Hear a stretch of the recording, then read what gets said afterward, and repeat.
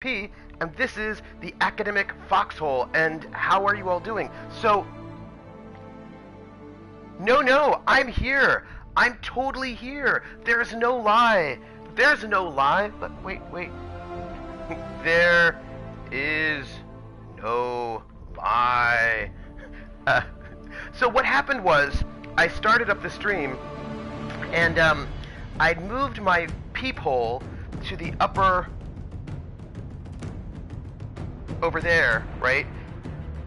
That way, to the upper left. But then I realized that having my peephole, which sounds so dirty, in the upper left wouldn't work out, because that's where, what do you call it, face party members show up. So I'm gonna try it on the lower right now.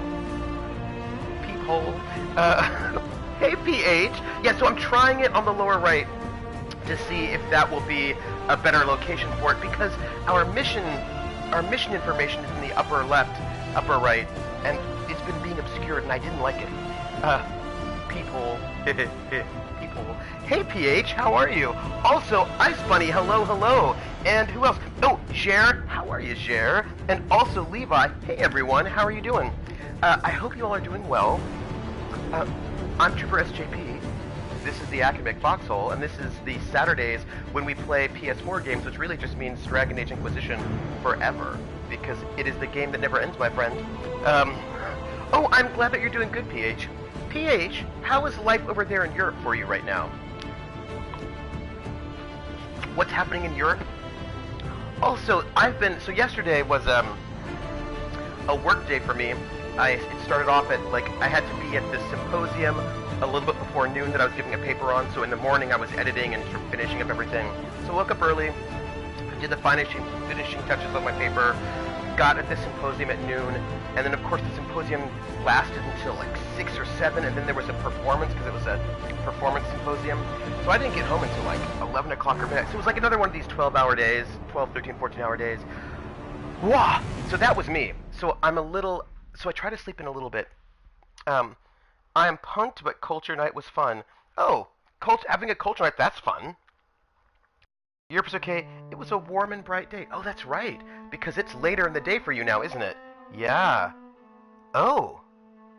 Oh, yeah, a cake shape? Do we call it a cake shape? A cake... Oh, we call it a cake form. That's what we call it in English, a cake form. So, cake form. Gray and rainy all day, but besides okay. Oh. So, we're going to do a little bit of Dragon Age. By the way, it's so nice to see you. Today is my Call of Cthulhu day. So after this stream, I'm going off to Skype in with buddies for Call of Cthulhu. And then I'm going to do a lot of email afterwards. It'll be fine.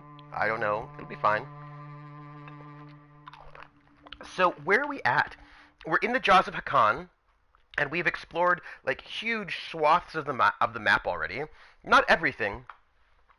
By the way, I feel like I just want you to know, in case you're wondering, I am not sick. My voice probably sounds like this because I was yelling a lot last night at the performance. There was a lot of woo going on, right? Because when you're at a performance, you have to say woo like that. And maybe it will be fun. Email. I don't know about that one.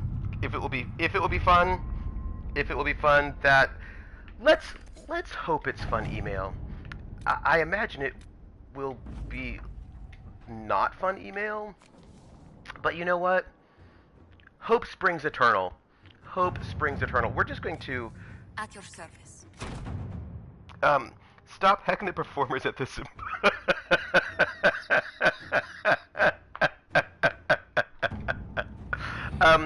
Yeah.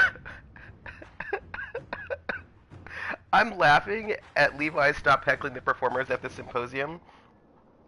And I just want to... Oh, hey, Barantor, how are you? Barantor, I need to tell you something. It's important.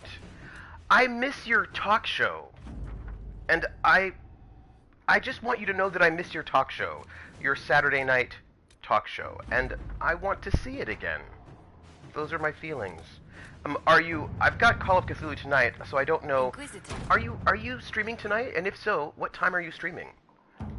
These are, I think, the important questions that everyone wants to know, because clearly this is important. Wooing ladies never seems to work as old romance stories seem to imply. Okay, so here's my vision, right? Based on PH's comment about wooing ladies doesn't work as it seems to imply in the romance novels. I'm imagining. Okay, I want you to picture it right now. I want you to picture a lady, and because she's a lady, let's make it could be sort of 19th century maybe. So let's imagine her in maybe like a hoop dress with some nice mutton sleeves and a hat, right? And her hair's all up, and she's very proper, and maybe a little bit of a stiff collar, maybe. And she's like looking out onto. She's like maybe on a balcony, maybe, and she's looking out over some kind of scenic place, and maybe the Alps, and then then you can imagine a gentleman who's approaching, and he's in a suit with also a stiff collar and like a bow tie or a cravat and the vest, and he's all very fancy, and he's got maybe he's got a hat and a cane, and he approaches this woman that he's interested in, and he walks up to her, and she says, "Sir," and he says, "Woo!"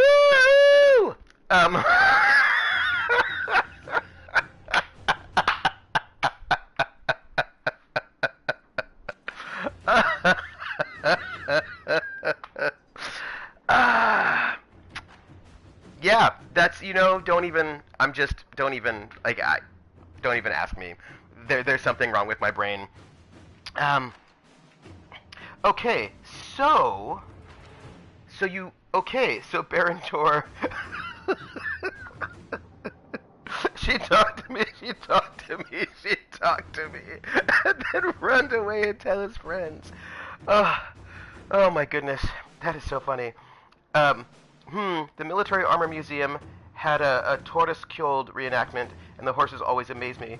So they used to call them when 2 cannons and 8 guns wake up the neighborhood. There was so if you're going to be streaming at 10, I don't know what time we're going to be done with Call of Cthulhu tonight. Normally it's like, we normally try to get done by 9 or 10, so maybe I can pop on your stream tonight at 10ish, and that would be very exciting, because that would make me happy. Also, that's the angle Dracula used on Mina. Yeah. Also, there was a reality show. I don't know if you ever saw it, any of y'all. It was a reality show, probably on Sci-Fi. Maybe it wasn't. A couple of years ago, and it was just people doing jousting on horses, but like real jousting. They were trying to be real jousters. And they had like some people who are reenactors, some people who are rodeo people, some people who are like, all these people were like, people who are horse people. And they were jousting. I don't know if anyone saw that one. It was interesting. Yeah. See, Baron, you saw the jousting one. I thought it was interesting. It was interesting to me, at least. And of course, a lot of these people didn't have jousting experience, so there's a lot of training them how to be jousters. I thought it was interesting. Yeah, it was. So that was the big scandal, because most people were just regular humans on horses, but there were like 2 centaurs, and everyone's like, "That's cheating because you're so good at it." We need to go back to where the Jaws of Hakkon are, because we're still trying to find how to get to the island. That's right. That's exactly right, Barentor. One of them was from medieval times, and it was. I thought it was. I mean, I would have watched a second season of that show. I thought it was interesting. I liked it, but we did not get a second season. I don't think we did. It was just 1 season. I imagine. I know. See, centaurs, they always win. I was going to say though that I think that I bet the show was expensive. Like, my thoughts on why we didn't get a second season is that I imagine the show was quite expensive. So, we don't know what's here. There could be something interesting there or nothing at all. But we want to sort of get to this space. This is where we're headed. So, why don't we can either start here and then head southeast, or we could start here and head off East. Let's start here, because I'm a little curious as to what's in that spot we didn't see. Well, that's, here's Levi. How do you get insurance for jousting? I imagine. Oh, special. Yeah, well, I imagine special, but I just imagine that show was probably too expensive. Do you know what I mean? Like, again, I'm no expert on the matter, but I imagine that the show was pretty expensive because horses are expensive, taking care of horses is expensive, the insurance is expensive, it and replacing lances, the equipment. I just imagine that was an expensive show to put on. I mean, not as expensive as, I don't know, a thing with lots of special effects, but I still imagine it was expensive. Oh, huh. Centaurs can't wipe their own butt. I wonder if they get other centaurs to do it for them. Hmm. Hmm. Hmm. Hmm.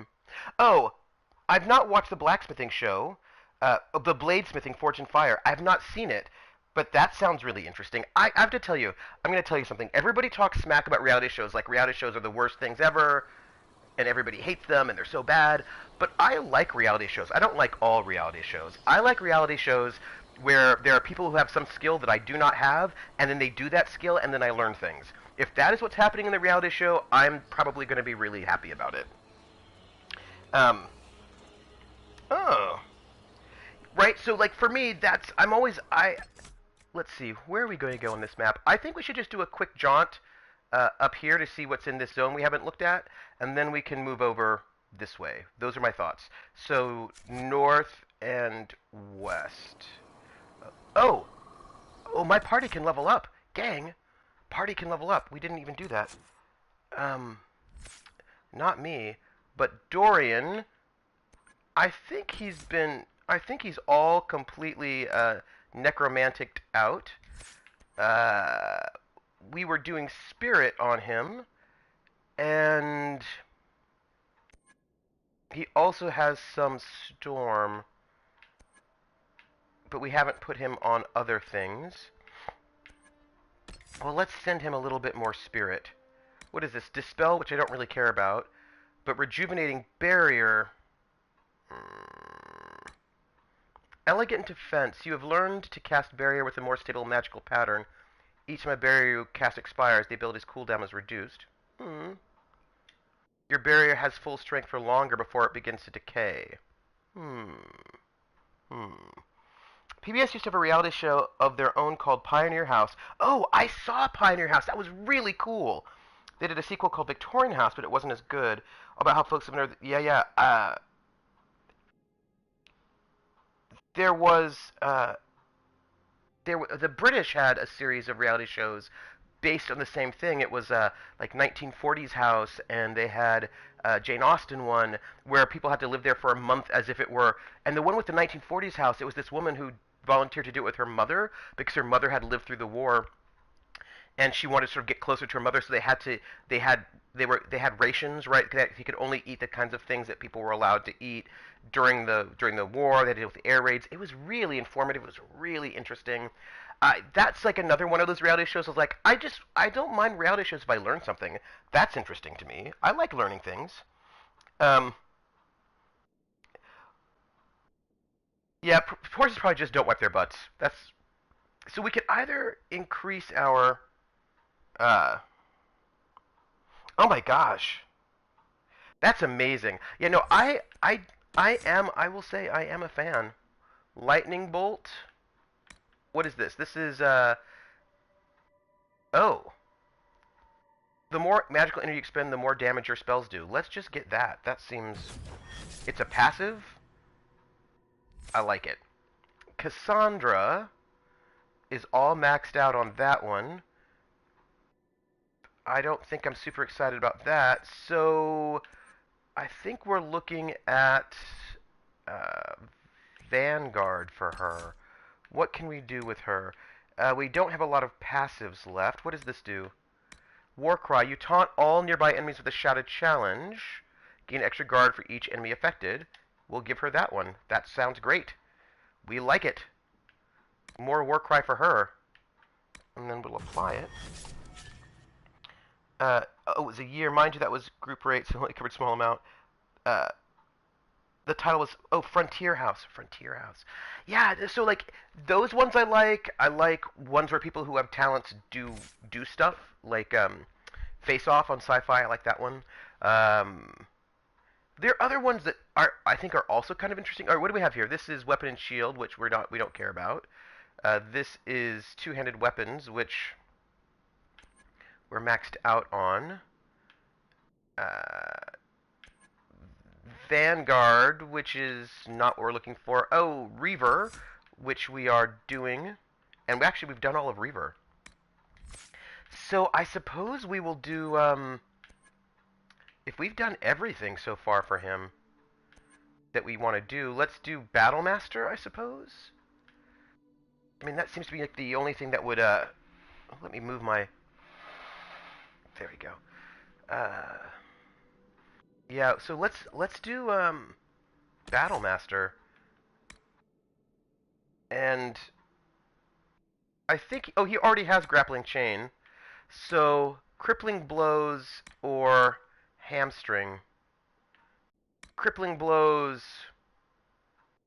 will weaken enemies, so we will do that. And we will apply it. And then that's good. I think everybody's leveled up. Everybody that we care about. Let's save.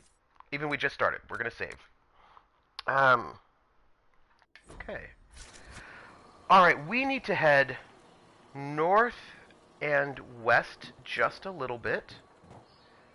Is there anything we need to see? What is that? Climb down. No, I think we're fine. We're going to take this lift.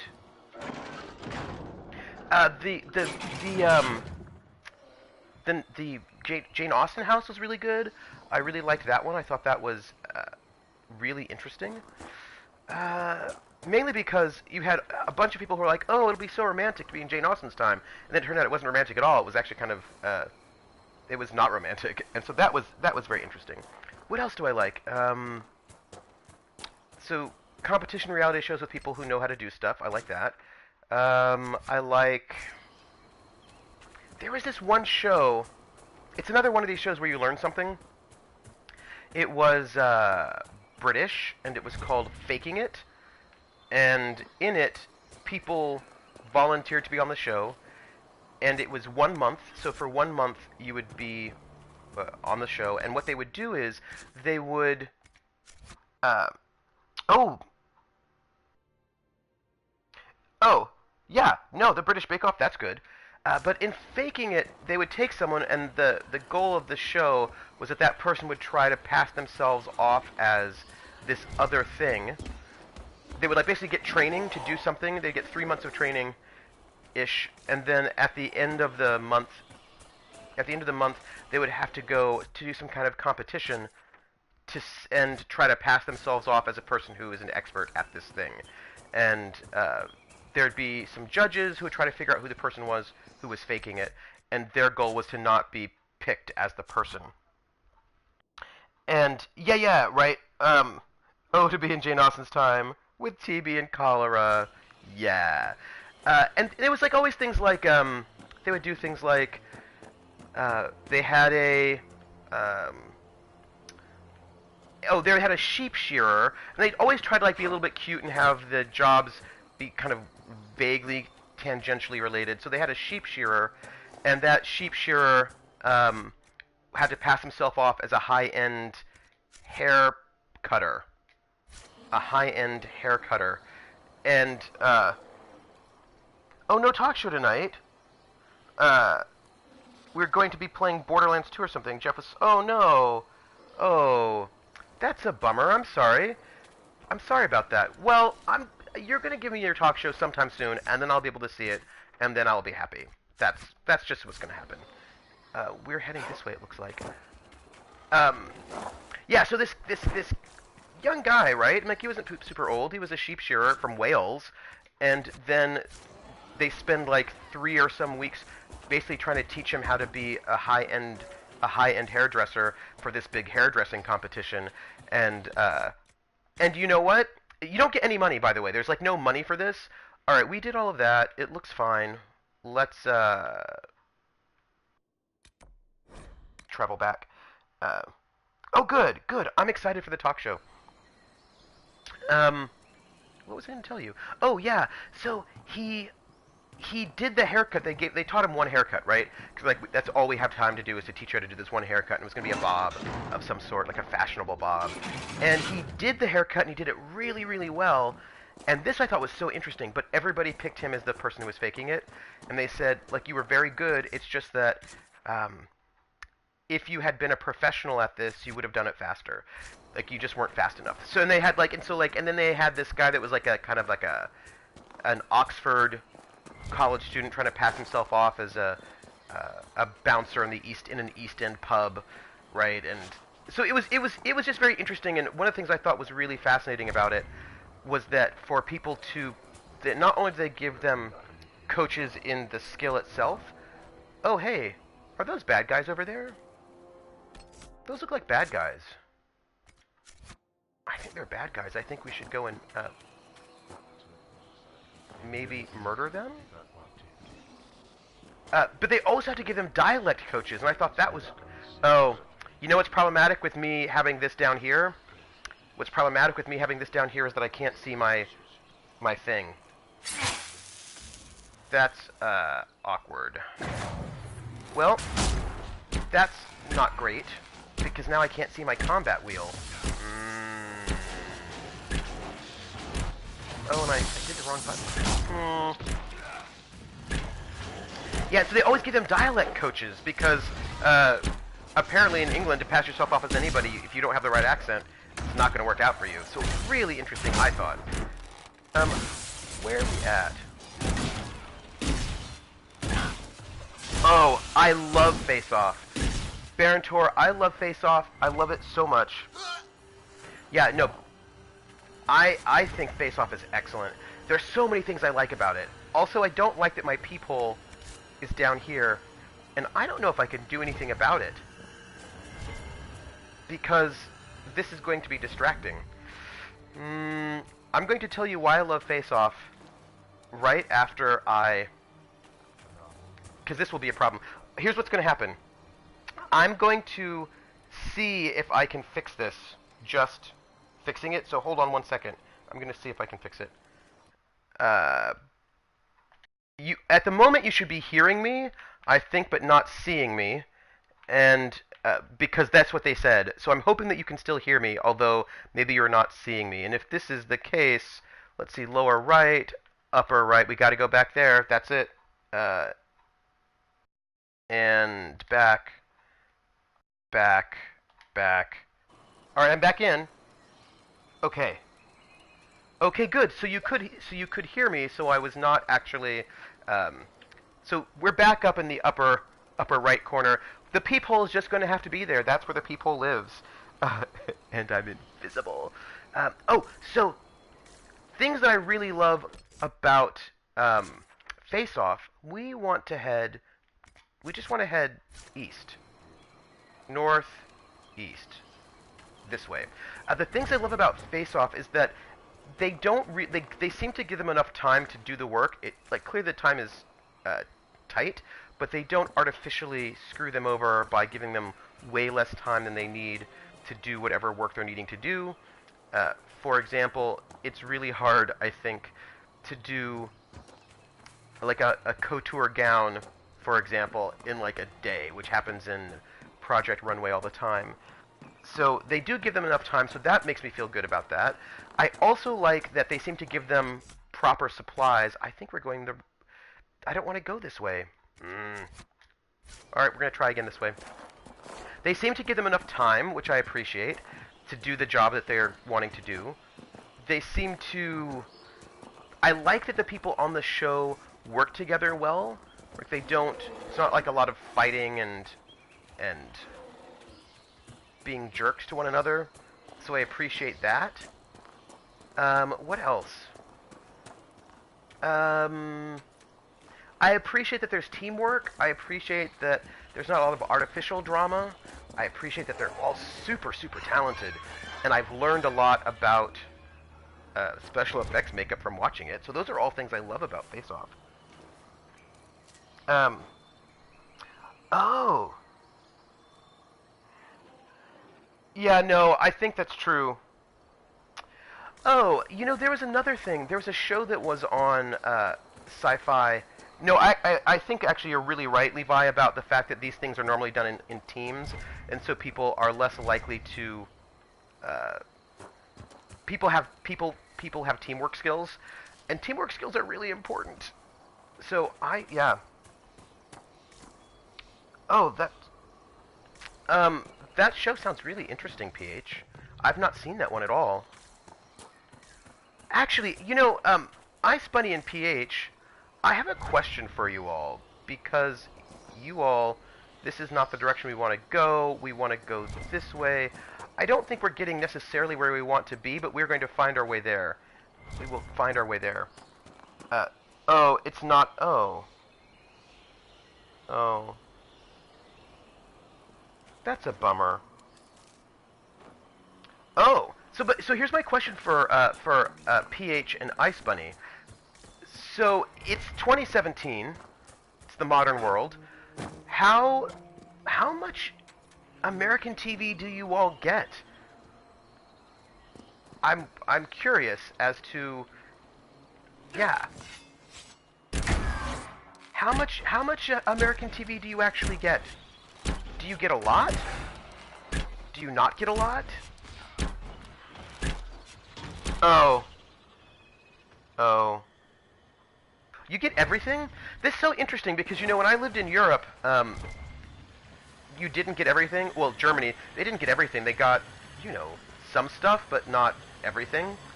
And growing up in the States, you often didn't get, we didn't get most European TV shows at all. And when we did get European shows, we often got them, mostly it was just British shows, and then we would get it a year later, because there's an embargo, where we couldn't get stuff at the same time as England. So I'd watch Doctor Who, but Doctor Who would be a year late. Or the things that was, right, so that was we'd be a year late. And it just seems really interesting to me that we seem to now be living in a time where people now have more access to a wider variety of media from other places without,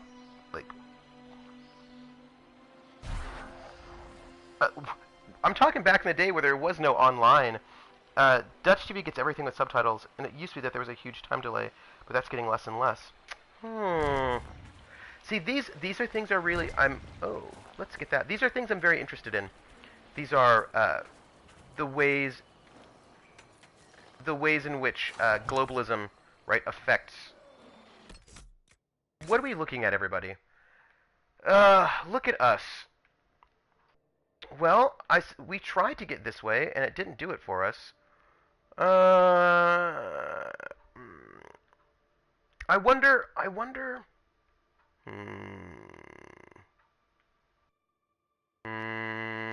You know what? We're gonna try the other direction. We're gonna go back to this camp. And why can't we travel there? Well, they probably think we're in combat.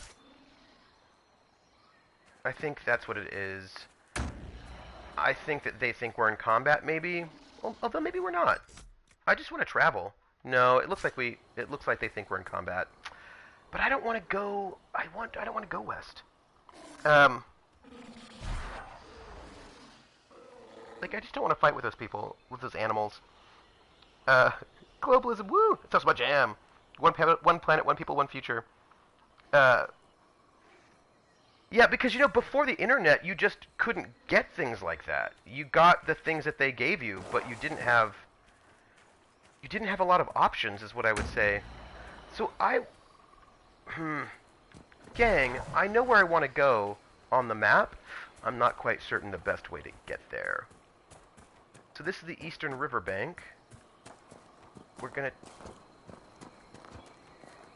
because there's this big mountain pass in the way.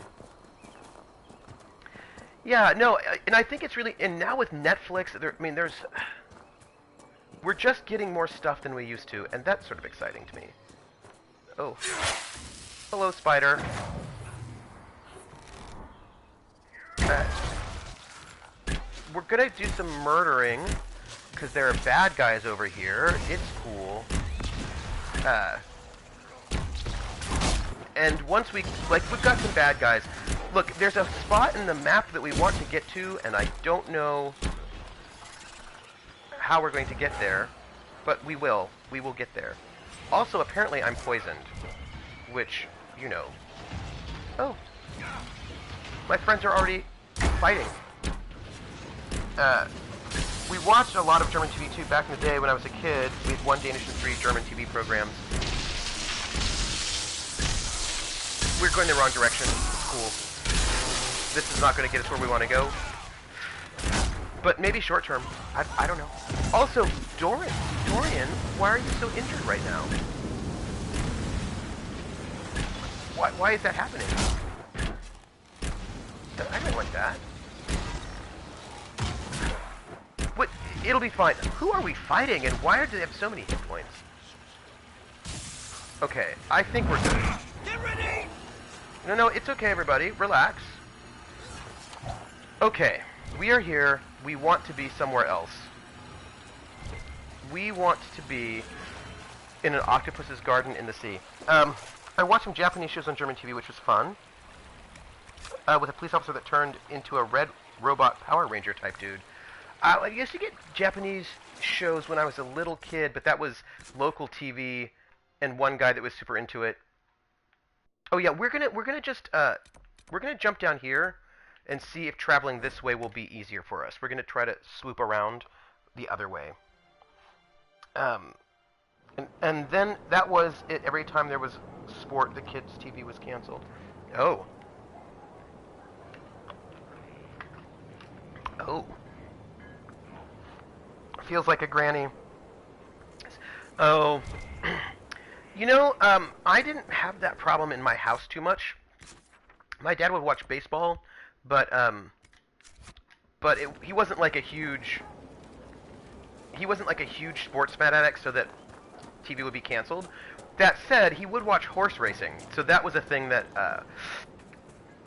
would often be running around in my household. Would be horse racing, which I didn't mind watching. Watching horse racing was but I would just do other things. I would like read books or just do other things. All right, folks, we are going to figure out this new location. That's what we're doing, and we will get there. What did? Little Paige would rush home excited to watch his favorite TV show that was canceled because of oh. Start parking loaders and locking up. Ooh.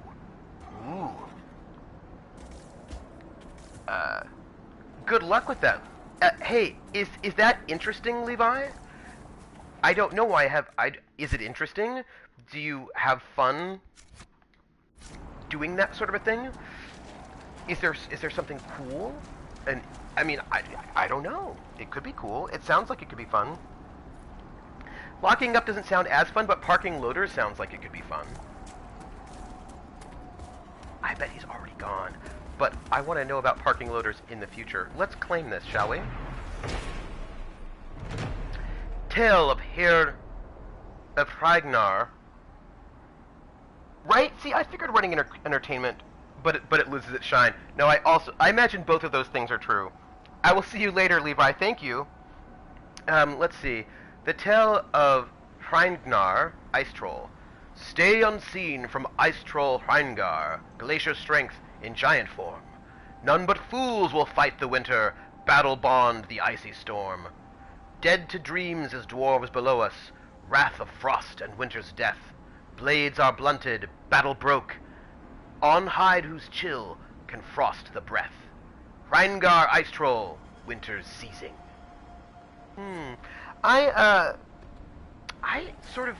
Oh, look, there's a big ice troll. That's apparently what we're looking at.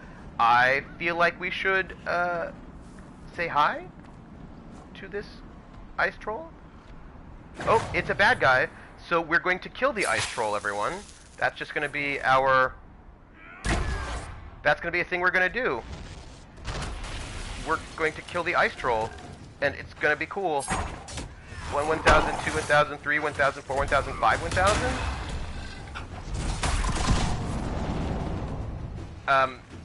So we're gonna try to kill this ice troll. I don't know how that's gonna work out for us. Hey, Dema! Dema, how are you? How's it going? What is going on with you? What is new and exciting?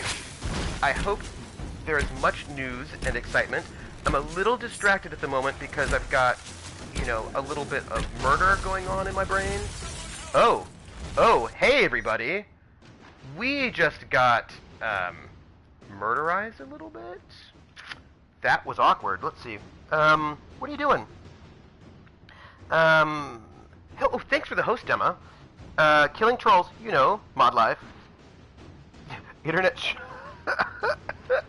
I just want you to know that we are a little frozen, and I would like you to take a healing potion. You should really do that. Someone should do that. Actually, probably I should do that. And I'm going to just put some bees on this troll because but now they're running around and they're not running around where the bees are, which is less useful. Also, I actually think that sometimes those bees... Dorian! My boyfriend just got killed. I think he was probably killed by the bees. So here's the problem with the bees. I think they also kill you. Dorian? Where did you go? Where are you? Dorian? Oh, gosh. Everybody's dead. This is all really bad. No! Where are my friends?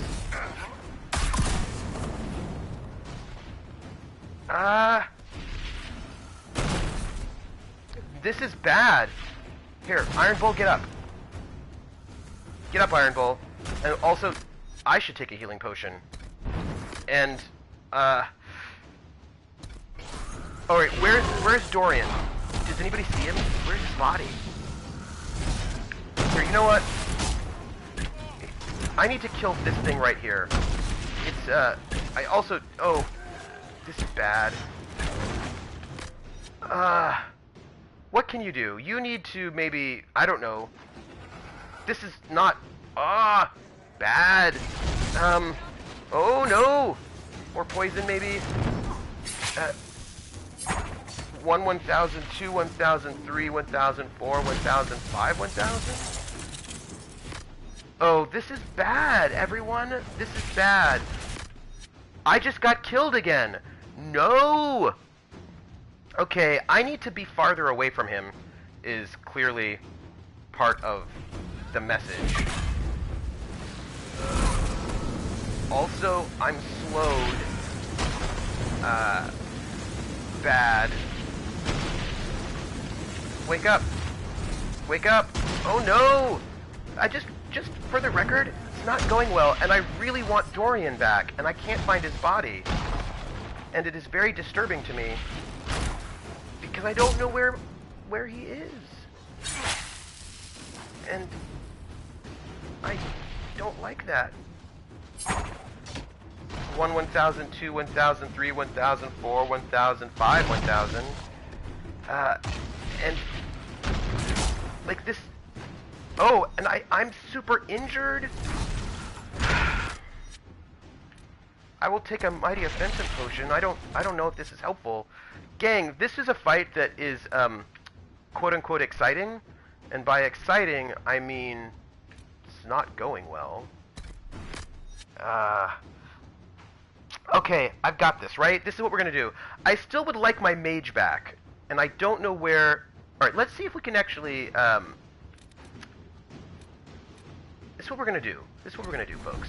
I'm gonna do this, because if I do this, I might be able to find Dorian's body, because if we can... Oh, that's him right there.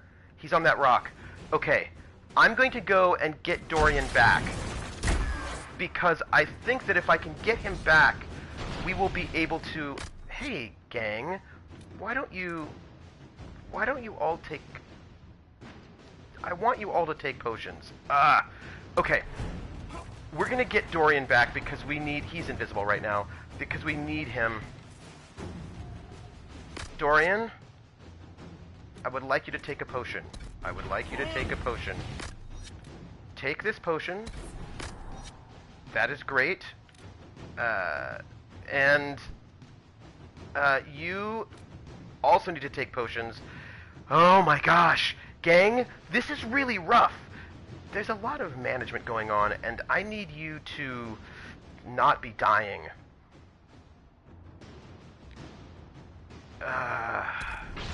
I think that, you know, I'm going to tell you, I think, also, why am I...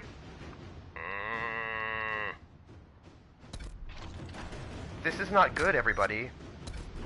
I've been frozen. He freezes us from really far away. I need to take this healing potion, and you need to take a healing mist, is what you need to do. No! This is not, like, this is bad, everyone.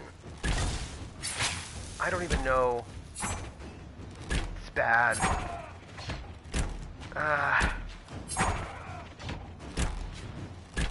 Let's do that. I don't know. This is, we're not in the best space.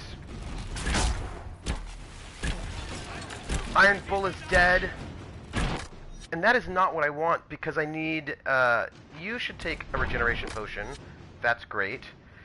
And I'm going to stand near you, because we like each other very much. And when two squishy people with not heavy armor like each other very much, they stand next to each other in their healing zones. That's just, I would like Iron Bull back. Also, Dorian, why are you not attacking people right now? It's just a question I have. Because it would be really great if you would do that. Did we do it? We did it, everyone! Oh! We did it! Oh my gosh. Yeah, he's too far away. Ice Giant not even once. Oh. What happened? Okay, wait, what happened? There was chat, and I want to see what happened. You played Shadowrun last night, with only 2 of the 4 players. But it was a great run. Oh, I'm really glad your Shadowrun run was really good. The mage lifted a car in the air and scared some gangers into giving up their friends, pulled an ET, and it was hilarious. Oh, that's great. Yeah, you're right. I wish we could have seen his HP bar too. I know! I want to know how he was hurting us from so far away as well. Yeah. The melee, oh. No, you're right about him not attacking because he was too far away. But we got it. People are awake, but we went through all of our healing potions. That is awkward. We got a bunch of stuff, including a new bow. Oh. Huh. We got a fancy new bow. Is it as good as my bow? Let's look. Sorry, we got a new bow. And if there's a new bow, I want to know. Nope, not as good as my bow. My bow's better. That's it. My bow's better. We should save. Sorry, we should save. We just had a big battle, and we should save. Ooh, Rabbit calls. Ooh, Dema, before you go to Rabbit, what are you watching on Rabbit? Hey, Crit Witch, but what are you watching on Rabbit? Oh, yes, tell her I said hi. Tell Claudia we all say hi, so that she knows. Oh, don't know what's on Rabbit. I want to ask Rabbit questions, but you've got to go. Oh, The Dark Crystal. Ah, that's a good movie. That is a good movie. So the thing, what I wanted to ask something. What I wanted to know was for Rabbit. Do you own, like, how? I have. See ya, Dema. I have questions about Rabbit. So, do you have to own the film on DVD? Hi, we are. Oh, look at that. We are out of healing potions completely. That's super awkward. It streams whatever is in your browser. Huh. So, uh, hmm, I see. So we're really looking at, okay. Gang, I just want to point out that we're really injured. Maybe we can make it up to this campsite without him dying. We could try that. I mean, there are monsters over there for us to kill. That would be exciting, but I'm afraid that Iron Bull will just die because Iron Bull likes to do that. Let's kill these things first unwisely and get into a battle, because I feel like unwise combat is like always the best choice, and we should always do that whenever one can. Clearly. Oh, this may not be too bad. 1 1,000, 2 1,000, 3 1,000, 4 1,000, 5 1,000. Yeah, no, I think. Oh no, this is fine. We'll be okay. This is all right. Oh, but so you can stream DVDs as well. Okay, because the thing is, what if I decide that I want to do some rabbit streaming, but I want to stream things that I have on DVD? We'll need to find a way out there. Okay. Because I could see streaming some super cool things that I have on DVD at some point in time. And I think that would be really fun.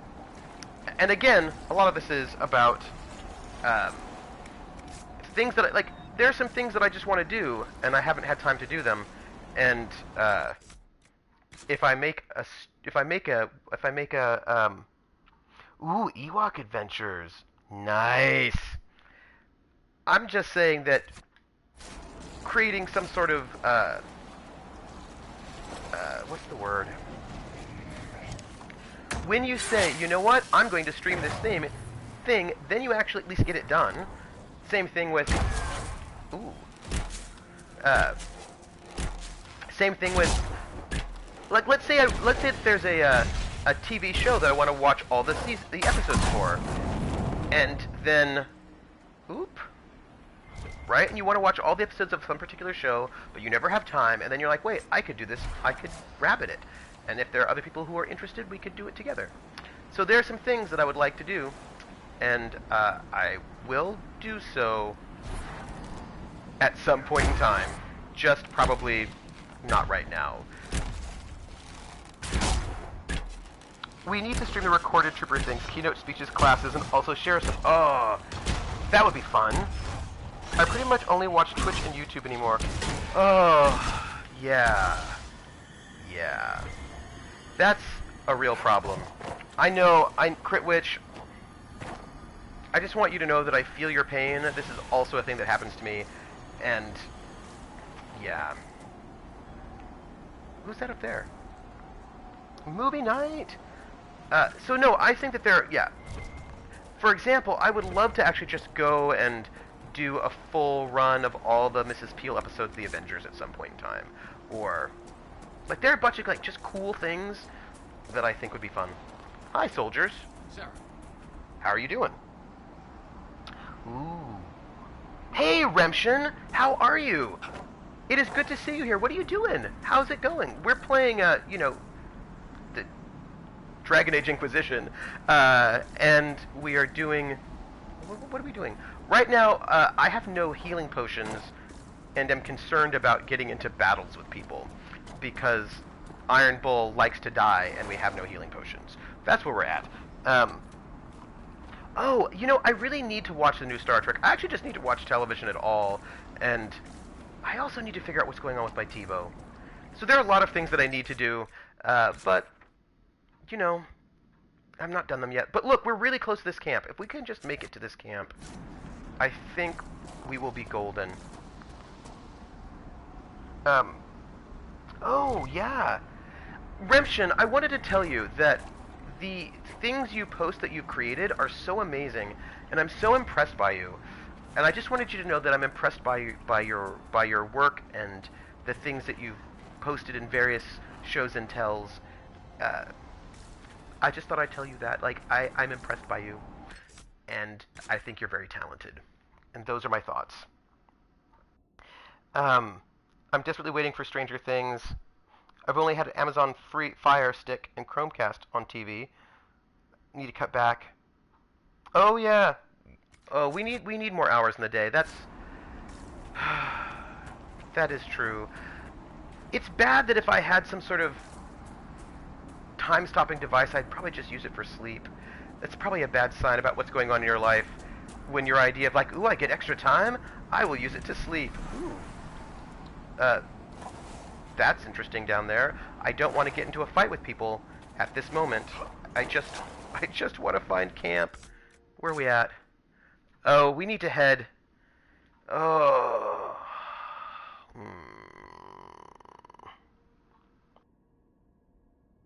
Right? Let's see. Yes. Sleep is so good. But then again, I've been on Discords. Oh, that's true. That's true. So gang, we're in a bit of a sticky wicket, and that is, well, you know what? He's healed up some. We're gonna go and do it. We're gonna go and make these poor choices in our life, which involve, monsters. And trying to murder monsters. That's just what we're gonna do. It's fine. Like, we're just gonna murder monsters, and hopefully I can disrupt some rifts while we're at it. Because, alright. Disrupt the rift! Go!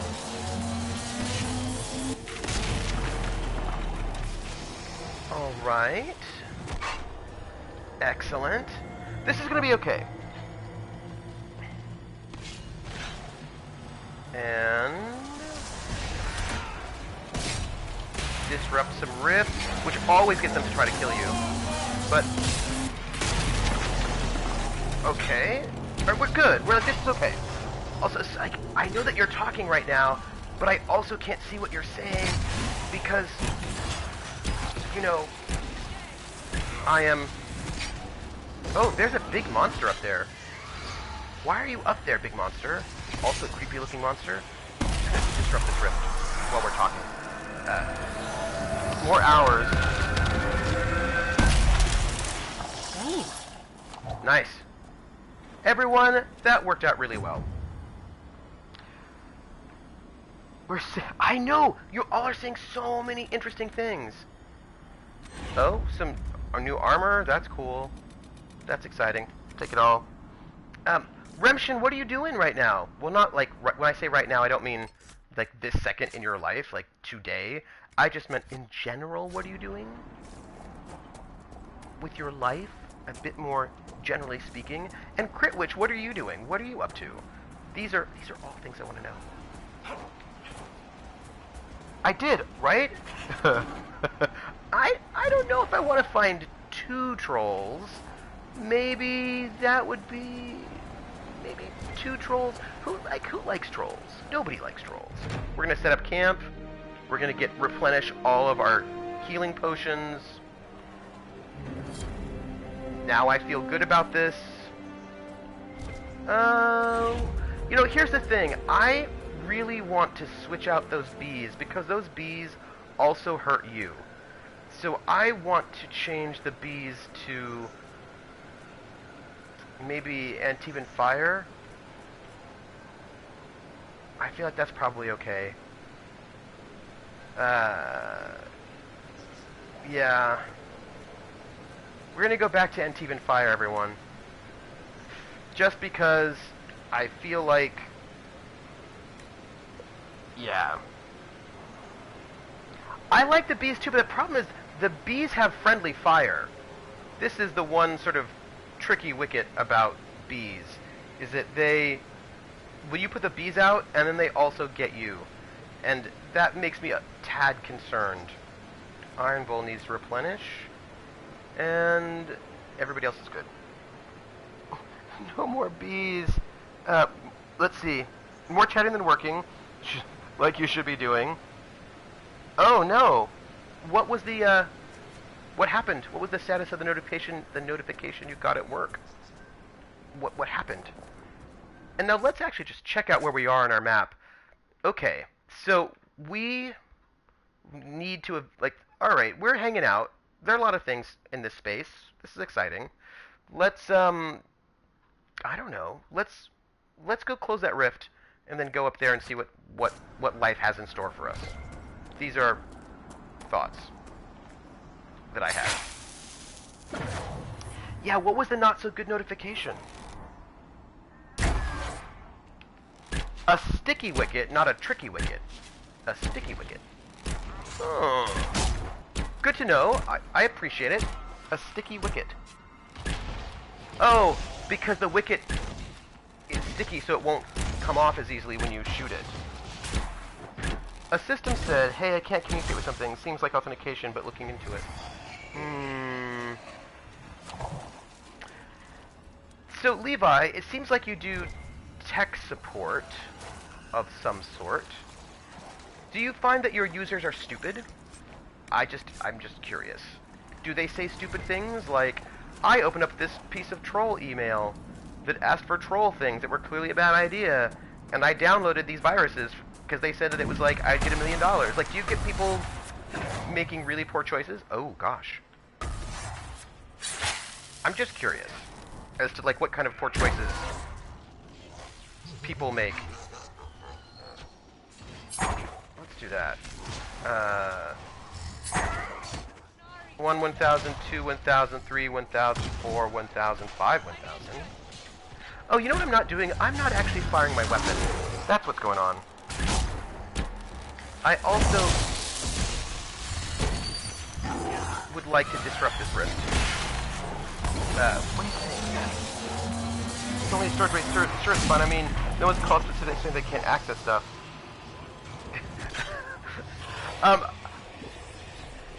So interesting. Thinking about communication. Oh, hey, Cassandra. Why don't you take a health potion? Why don't you do that? I think that would be a great idea. And why don't I disrupt this rift?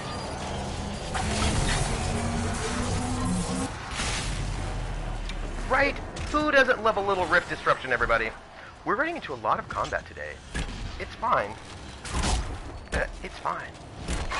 Remshin, today we've been talking about reality shows and what sorts of reality shows you like. And so, let's disrupt this rift. And so, what kind of do you like reality shows? Which ones do you like? We were talking about Face Off. We were talking about Pioneer House, things like that. Baking It, British Bake Off. Let's close this room. I saw one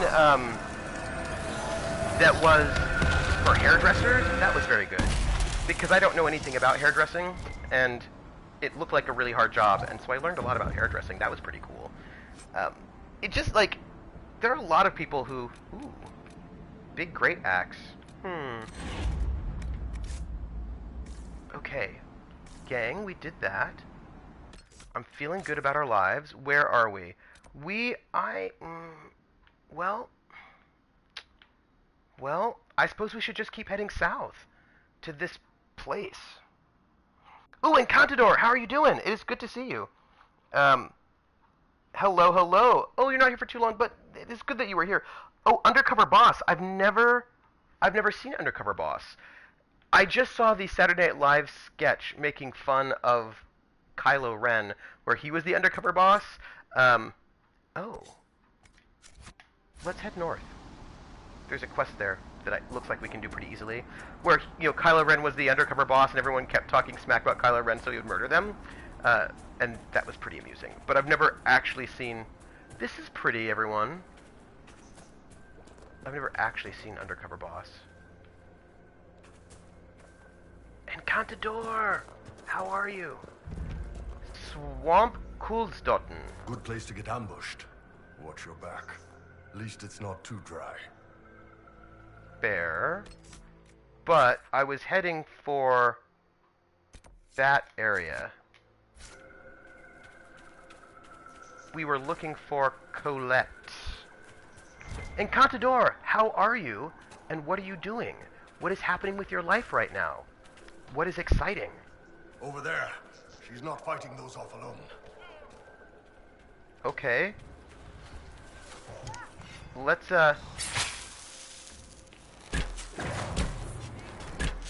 let's do some helping? Maybe? Right? We're just gonna do some helping. We're helping someone. We're helping Colette. I don't even know. But I think... Okay, we did it. Like, that was... Hi, Colette. How are you? We should chat with you because, you know, you are, quest-related. We have a quest that's related to you, so we should chat with you, maybe? I feel like that makes everything so transactional. I'm going to talk to her because I'm interested. Inquisitor. Still finding it difficult to breathe, but I'm not strewn across the landscape, so thank you. I'm Colette, Professor Kenrick's research assistant. Oh. I was hoping to conduct a survey of a Tevinter ruin in the hills. I may not have chosen the best route. Oh, career-based shows? Yeah, generally speaking, if I will like a reality show if it teaches me something. If I learn something, then I'm usually interested in it. I've never seen House Flipping or Cake Boss, but I did watch there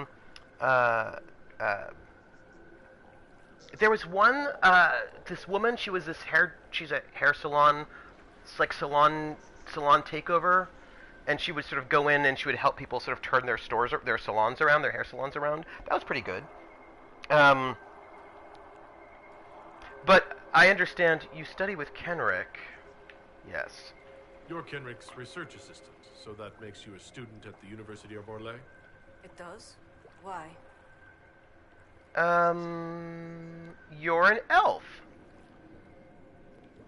Orlesian institutions aren't always accepting of elves. We can't all run Inquisitions, but I imagine you've caught whispers behind your back, too. The university accepts those worthy of admission, though elven students are few. Do you like being a grad student? How do you find it there? It's not easy, but this is what I want. And I like working for Professor Kenrick. Elven research students, where publications concerned, their work's often deemed not substantial enough for formal credit. But Kenrick cares about people who want to learn. If our research finds an audience, I know my name will be included. Wow. Kenrick seems like I'm really sorry that anti-elven prejudice means you're not going to get the publication credit you deserve, Colette, and I hope you get them. What were you hoping to find at the ruin? The Tevinter's time here was brief, but their architecture endured, offering shelter, forming landmarks. Ancient Avar would have encountered these structures, which certainly predate Inquisitor Emeridan. Evaluating the ruins could offer insight into the region's history, once I can get set up. You're still going there? I've read everything we have on Emeridan, and studied up on new excavation techniques. I won't waste this opportunity. If you've a map, I can show you my destination, if you'd be interested in the findings. Of course. Stay safe. I will. So we just found out some stuff. That's good. That's excellent.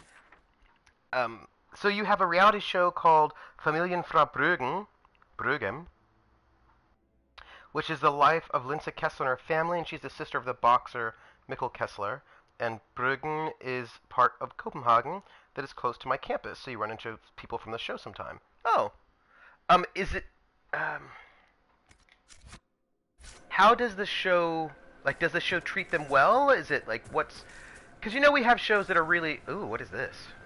There are a lot of skeletons here, everyone. There are a lot of skeletons here. And... it looks like a dragon skull? And more skeletons.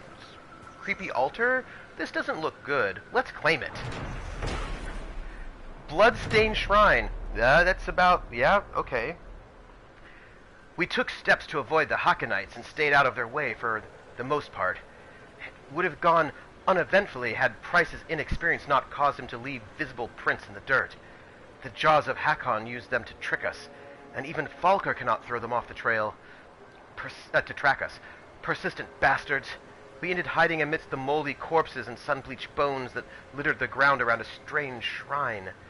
It was carved of stone and capped with what looked like to be a dragon skull.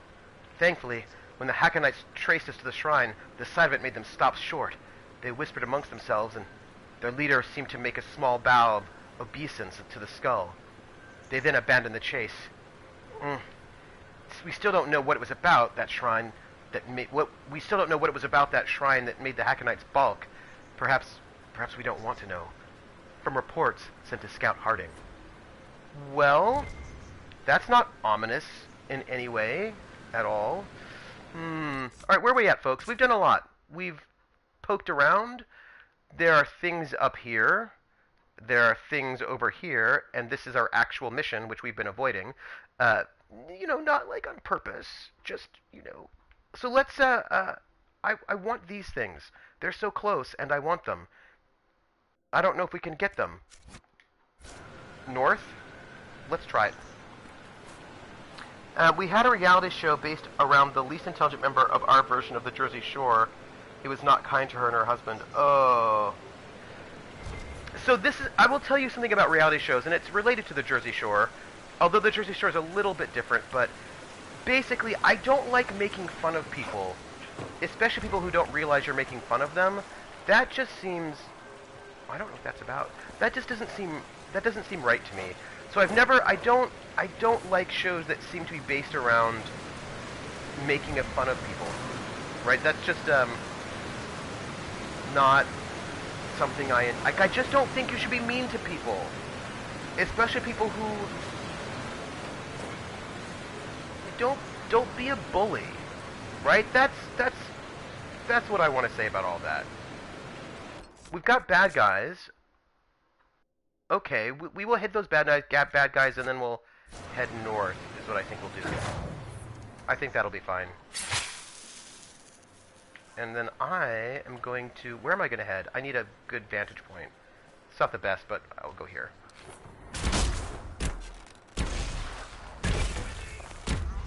Ooh, that was a lot of damage to me. Let's, Why do I have low health? Why are people attacking me? I'm just trying to murder people. That's rude. I don't have the best visibility right now, but, Oh, there's a huge monster out there. I'm sorry. That is something I didn't notice. There's a huge monster. 1, 1,000, 2, 1,000, 3, 1,000... Oh. I don't know how well... There's a massive monster. I don't know what it is. There are a lot of things that are not looking good in this space.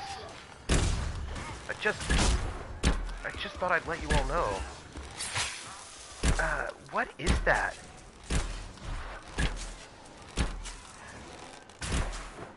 Like, what is that thing? 1, 1,000, 2, 1,000, 3, 1,000, 4, 1,000, 5, 1,000.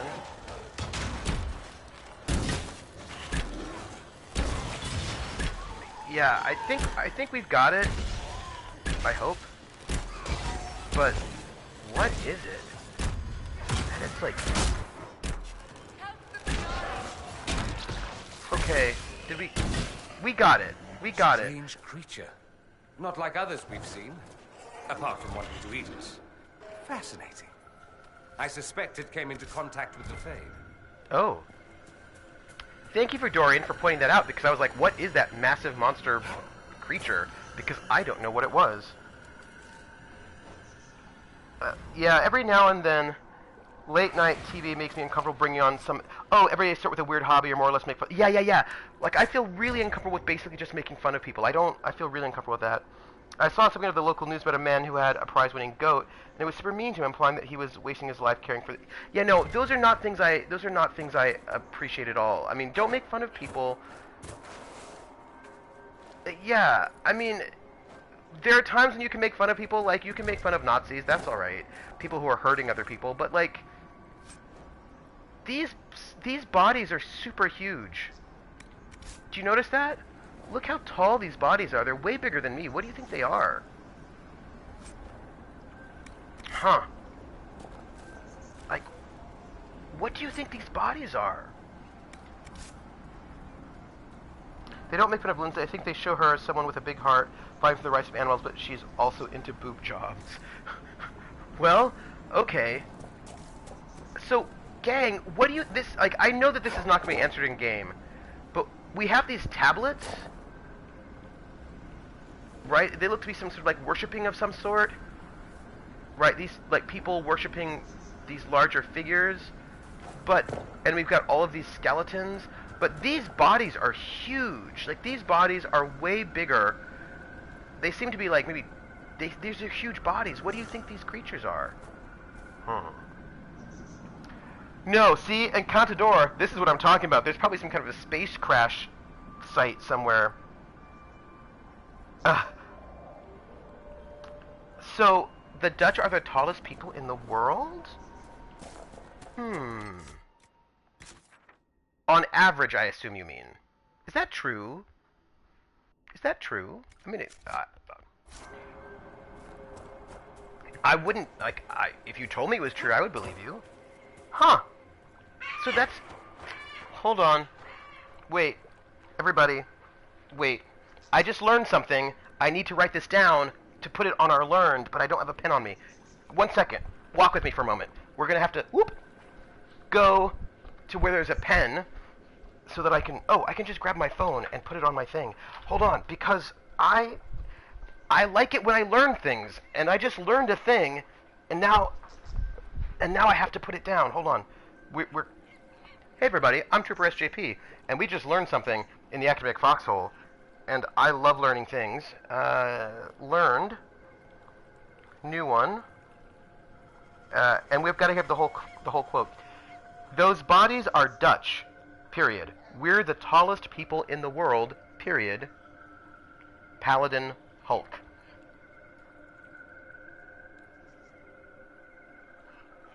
Got a new learned, everybody. Just learned something. We just learned something. That's so exciting. What do we have? Okay, if there are any egg-looking things, I think what we should totally do is take off our spacesuits and then touch them, because that's a smart thing to do. Sometimes I worry about people in movies. They always make such dumb choices. Like, really dumb choices. Not like, maybe that's a dumb choice, but like, that is really a dumb choice. Do you know what I mean? You know what I mean. Let's head down this way. Hey, that looks pretty gorgeous. Always trust internet quotes. Oh. And Contador, you just gave us the next thing we learned today. Today's a good day for learning. I've got to add all of our quotes to the learned. Let's see. Always trust internet quotes. Period. In Contador the Gamer. New quote. New thing we've learned. I'm so glad we're learning all the important lessons. The important lessons. And I think one should always trust the internet as well. The internet would never lie to you. We're heading this way. Hopefully we will find things. Where are we going to go? Folks, I feel like we've gotten... Oh, hey. Mary's only joy in life is double entendre and Chardonnay. That's from Barontor, and it is true. Ooh. Oh, thank you so much, PH. That's really... So, what is your average height? Does anyone else feel like this is creepy? The Mortizan said to place the bait here. We need to find a good spot. Okay. We're gonna try to fight some beast now. And we're gonna wait for this beast. I'm a little concerned about what's gonna happen. Wait. What? Did you hear that? What? You can't be serious. Bogfisher. It's a bogfisher? Not the ordinary kind. Oh. Oh. It's a giant bogfisher. I'm gonna go and stealth, and then I'm gonna get poison, and then I'm going to try to murder it. This giant... Oh, hey, that was a good murder. That was a good one.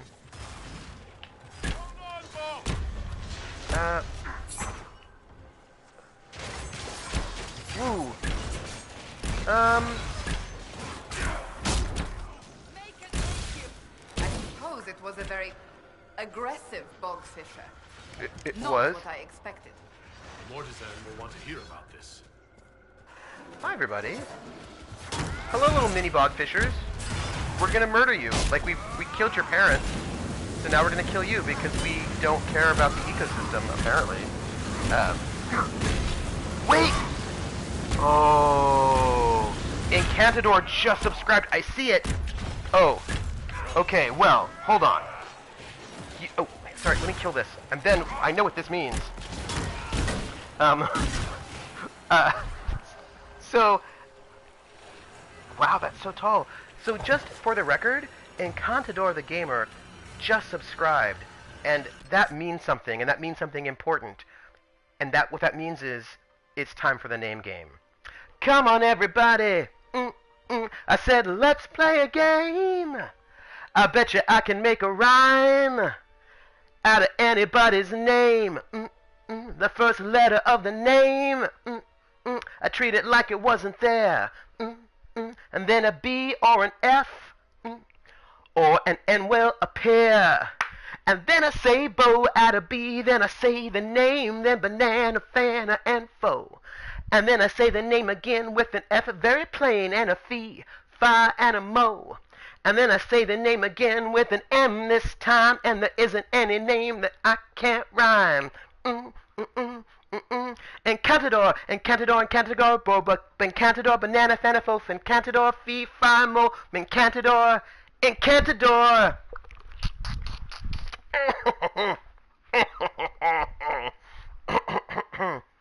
I think I did pretty well on a 4-syllable name. That's what I think. I think I did really well on that one. And I feel really good about that. I feel really good about that. Woo! Thank you so much for the subscription. That was amazing. It is much appreciated. It is awesome. It gives me an excuse to sing the name game, which is really all I want in life. Like, I think I would just do that. That's all I would do in my life all the time. That's just... thank you so much. I'm happy to have you here, Encantador. You are amazing. Are you streaming? Are you streaming today? Because we should send people over to you if you're going to be streaming today after we are. Let me know. Standing applause. Yay! Nice. Alright, where are we at? We've just killed a monster. I think, gang, I think we're doing really well. I think we can, try to hit whatever this is. We can collect at these ruins. We can get this basin. Oh, there's an astrarium, which I love more than anything. So good. Oh, good. Ooh, Shadowrun. Nice. Okay, so Encantador, do me a favor. I'm sure you will anyway, but before you leave to stream, let me know so that when I cut off the stream, we can throw a host to you. Because I want people to... Because you're doing Shadowrun, so that's exciting. Also, yay. That's what I want to say. I just want to say yay to everyone. Yay! Remshin, I have a question for you. I don't know do you live in New York State? Where do you live? Like, what time zone are you in? I know you're US based, but I don't actually know much more than that. But I feel like maybe I did know. I feel like you live in New York, but I feel like you don't live in New York City. But I also may just be making that up, and I don't even know. And Encantador is in the Ukraine, which is awesome. Well, you know what I mean. Rimshin lives in our dreams. That's also fair. Also, we're climbing up, and I don't know what that's all about. Oh, we're heading towards ruins, right? Yes. Where are we? Oh, we're getting closer. That's all right. Okay, that's all right. So, that's good. No, we're fine. In a figment of your joy... Ooh. Okay, Remshin, I need to ask you a follow-up question now that I know that you live in a figment of our joined imaginations. So, if you live in a figment of our joined imaginations, this is an important question. It's an important question. are you imaginary or are you an AI? Are you some sort of distributed AI? Is that what this is all about? Remshin lives in Cleveland. I like how... Okay, I just want to say for the record, I love the concept of headcanoning for, like, people's real lives. Like, oh yeah, in my headcanon, like, I'm just going to make up things about real people. You know what I mean? Like, because it's, you know, normally we think about canon for fictional things, but the idea of having a headcanon for non-fictional things is a little bit hilarious, in my opinion. I'm gonna headcanon that Remshin lives in Cleveland. I'm gonna headcanon that Encantador is actually also the president of the Ukraine. Like, I just think that we should be able to headcanon these things and just do that. Like, that seems totally fine. Hello, pretty bird. Can I murder people from this position? It would be really convenient if I could. Don't fall off the cliff! Sorry, I was just a little concerned about falling off the cliff right there. That was just a concern of mine. There are a lot of people. Let's headcanon that we are imaginary friends of Remshin actually. Ooh, what if actually we are all in her mind? Speaking of things like that, in my headcanon, Truder used to be an assassin, but he grew tired of the malaise of never building relationships. Oh, that's fair. Definitely not an AI, and you all have not been secretly head-shipped by your government.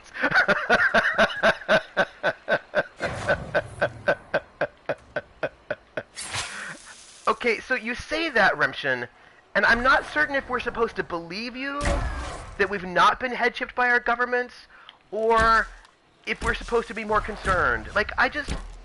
Oh, no. Cancel that. Cancel. I don't want to use the big thing. Hi, guess what? I'm gonna run away! Leave me alone! Don't attack me! Sorry. Sometimes they try to attack me, which is super rude and I don't like it. Now, why are they trying to attack me? I suspect it's because, you know... I suspect it's because I walk into their camps and start shooting them. This is... I imagine it's not random. But, you know...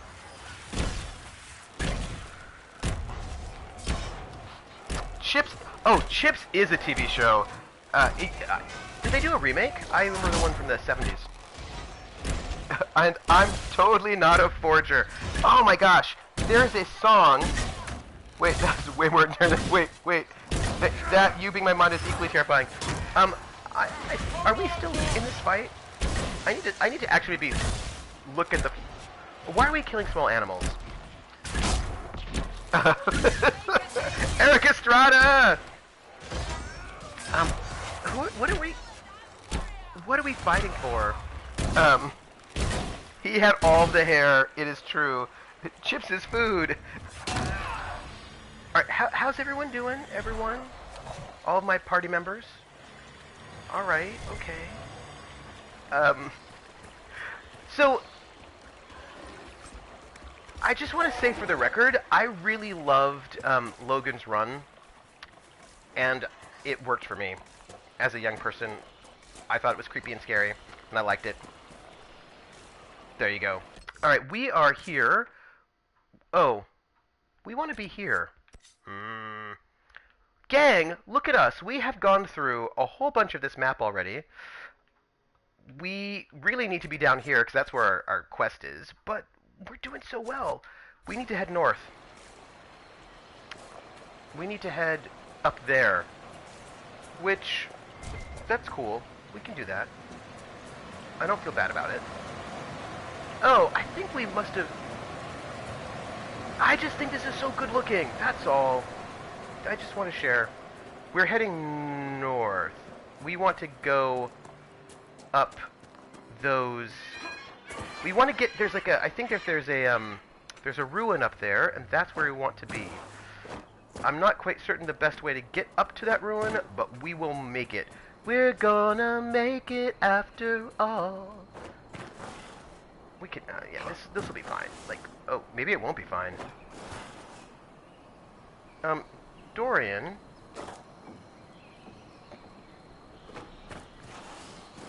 Maybe we... Oh, there we go. Alright, it's cool. It's cool. No.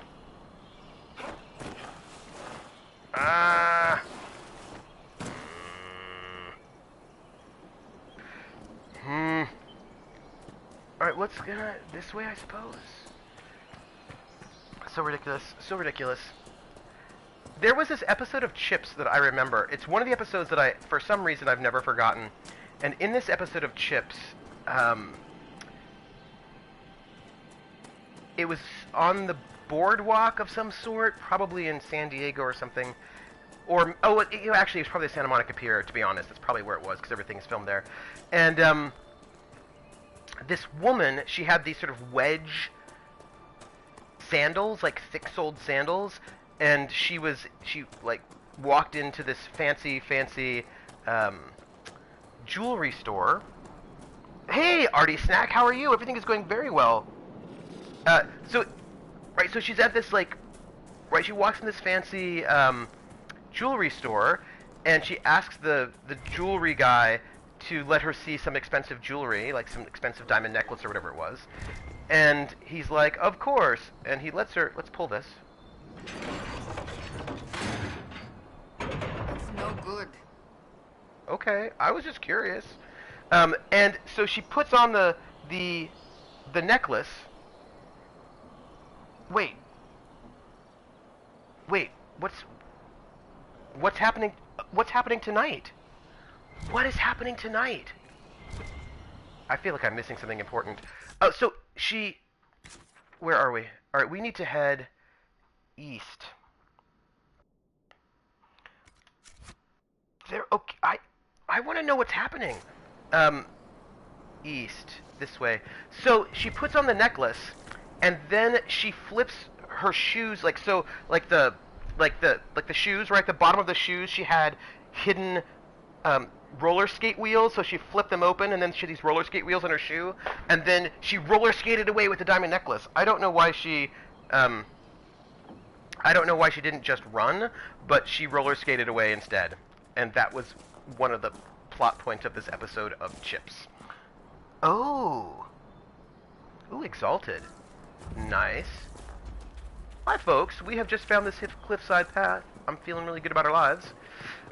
There was another episode of Chips, in that same episode of the woman who had the roller skate wheels on her sandals, which again, I don't know why she just didn't run, but it's cool. Have to try something else, I suspect. Right, I get it.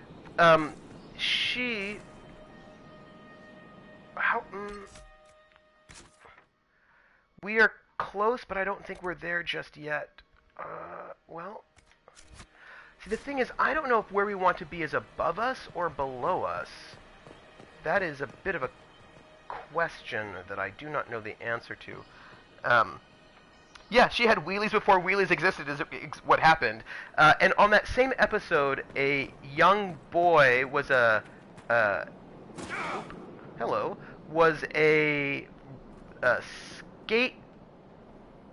skateboarder or roller skater.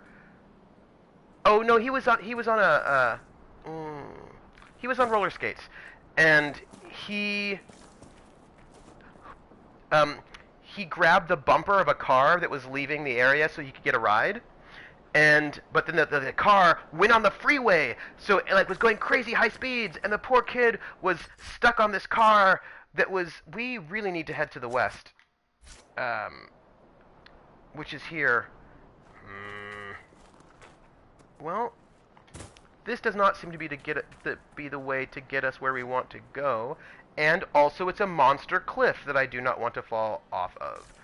Anyway, so he was stuck behind this car going I know points of roller skates. Oh my goodness.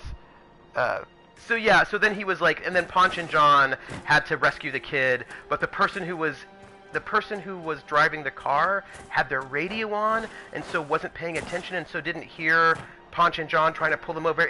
There was a lot of drama in that episode. So that was an episode of Chips. What else happened? Like, 'cause the thing is, they're highway patrol, so you need to have like highway patrol style episodes that would be interesting. There was another one I remember where, oh, I remember this one. There was a guy who he was doing fraud. So what he would do, he was a stunt driver, and what he would do is he'd put on a helmet and he would back off of intersections so that he would be rear-ended by the car going onto the on-ramp. And then he would claim that he was injured, and then he would sue them. We're going to pull this. To try something else, I suspect. I know. And no, but it was basically insurance fraud, like injury insurance and whatnot. And no one knew that he was really. But then Ponch and John, one of them, saw the helmet in the back of the car, and then figured it out that there was fraud going on. So, gang, we need to get. How are we going to get where we want to get? It's a bit of a conundrum. That's the thing about this game. Always making you try to explore and to get to new and interesting places, but not telling you how to get there. I don't think that will do it. Well, let's see. Let's look. We are here. We want to get here. Maybe to get there we have to start from this other side. So let's just jump over here and try it. I mean, that might be the way to go. So that was another episode of Chips. I'm afraid I don't have lots of Chips memorized, sadly. But I had it. So here it looks like we also have this area, which maybe this will get us where we want to go. Maybe. I think maybe we're in the right, Okay, so I think this is actually good. I think we try to, yeah, this is perfect. We go around this way and we'll find where we want to go, and we are on top of things. In real life, there was a guy at a local gas station who was purposely trying to get run over by cars backing out. So, I just feel like those things are not wise decisions. I think that you don't want to get hit by cars. Maybe I'm just, too conservative, and I am not thinking. I don't want to get hit by cars. Doesn't seem like fun. Okay, I think we've made it. The ancient Imperium did like to leave a mark. I wonder how long they stayed. Is this where Kenrick's assistant was headed? Yes. Nigel's Point. Who is speaking? Oh, Colette. I remember watching an episode of The Surreal Life with celebrities that included Vanilla Ice, Gary Coleman, and Eric Estrada, and Eric was the only sane one. The others had a bunch of issues. Well, I'm glad that Eric Estrada is the sane one. I absolutely cannot wait to survey and explore Nigel's Point. This was one of the ruins of Explorer Sir Nigel that Explorer Sir Nigel visited on his travels throughout the Frostbacks. So much of what I've learned of this region comes from his notes and sketches. It's appalling to me how little recognition he's received, compared to that Brother Genetivi or even that peddler of Pablum Filium, a bard. I wonder if I could discover the original purpose of Nigel's Point. Its ancient inventor name, of course, has been lost, but I'm certain it was built and dedicated to an old god. I wonder which one. If I could learn this, of course, Harding gives me a severe look every time I suggest I could just stroll over one morning. She insists it's too dangerous. She worries too much. From Colette's research journal. Colette, who's probably dead right now. How much you want to bet that Colette is dead? Dead. I mean, I'm just saying we're going to save. It's just a possibility. Oh, you gotta go. Thank you very much, Encantador. And we will, when we finish up our stream, we're going to cast over to you on the Shadowrun. I want people to stay because I've got only 1 hour to grab food and come back before Skype, but we're going to come and see you and hang out with you. because, right?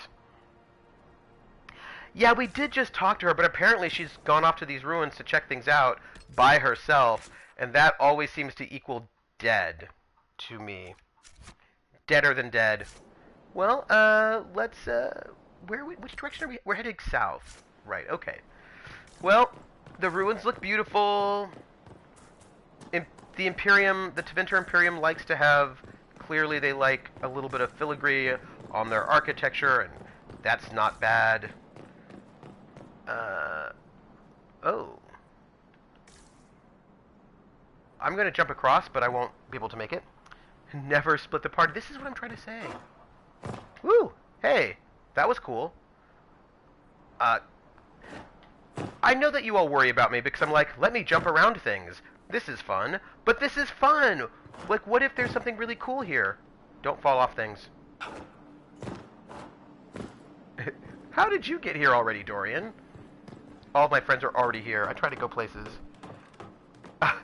I will see you on the Discord, Encantador, and I'm very excited for the Shadowrun because I'm going to get voice acting from you. Look at this. Okay, seriously, folks, look at this skeleton. It is clearly Dutch. That is a massive skeleton. Dutch people are clearly giants. I do wonder why Dutch people are, like, gigantically huge like that. But I don't think we have, like, we don't have necessarily stories of giants, so, like, what is this all about? I don't know. I wonder if I can climb over there. Well, I want to try. It's probably not a thing I can do. Yeah, it doesn't look like I can do it. I was curious, though. I mean, you know, you just experiment and you see where you can run and jump and discover things. I will say it is clearly something that I enjoy in games with good design. I clearly seem to enjoy exploring things and running and jumping. I do like platformers. They're definitely Dutch. It's a thing. We've learned it. It is true. So... Oh, look. Let's examine this creepy thing. Tevinter inscriptions. To she who winds the skein of wisdom, we dedicate this citadel. Dragon of mystery, bestow upon your faithful servants your ineffable truth. Grant us eyes to pierce the darkness and souls to bear the wounds of your labyrinth. Huh. That feels like... maybe... grab a sinful hat and break some antenna in the house. An alien Dutch. What? Oh, what if that's what it is? What if the Dutch are all descendants from aliens? And they all have secret special technology? What if all the Dutch... I know that this is not the direction we're supposed to go, but I just want to see if there's anything interesting. I like to explore. What if the Dutch have, like... What if the Dutch are from the future? What if the Dutch are not aliens, but they're from the future? Oh, she's not dead. Oh, that's great. Because usually, people go off on their own and they just end up being dead. So it's nice that she's not dead. Oh. Okay, I will come and see it. You're right, they don't want us to know. Yet. Oh, hey Colette, what is this? The Hunt of the Fell Wolf. Alright, let's see. The runner strode the winding road, and out of breath came she, upon the bastion of the huntsman true, to make her desperate plea. A Meridan in dragon's hide, heron-clad in blessed steel, came forth to hear the tidings brought with so much breathless zeal. Upon the lonely moors, the runner cried, a loathsome beast now dwells. As day gives way to night it strikes, all in its path it fells. 3 souls bravely led them out, the darkening moor to see. As sun slipped neath the sighing heath, the hunter's guides did flee.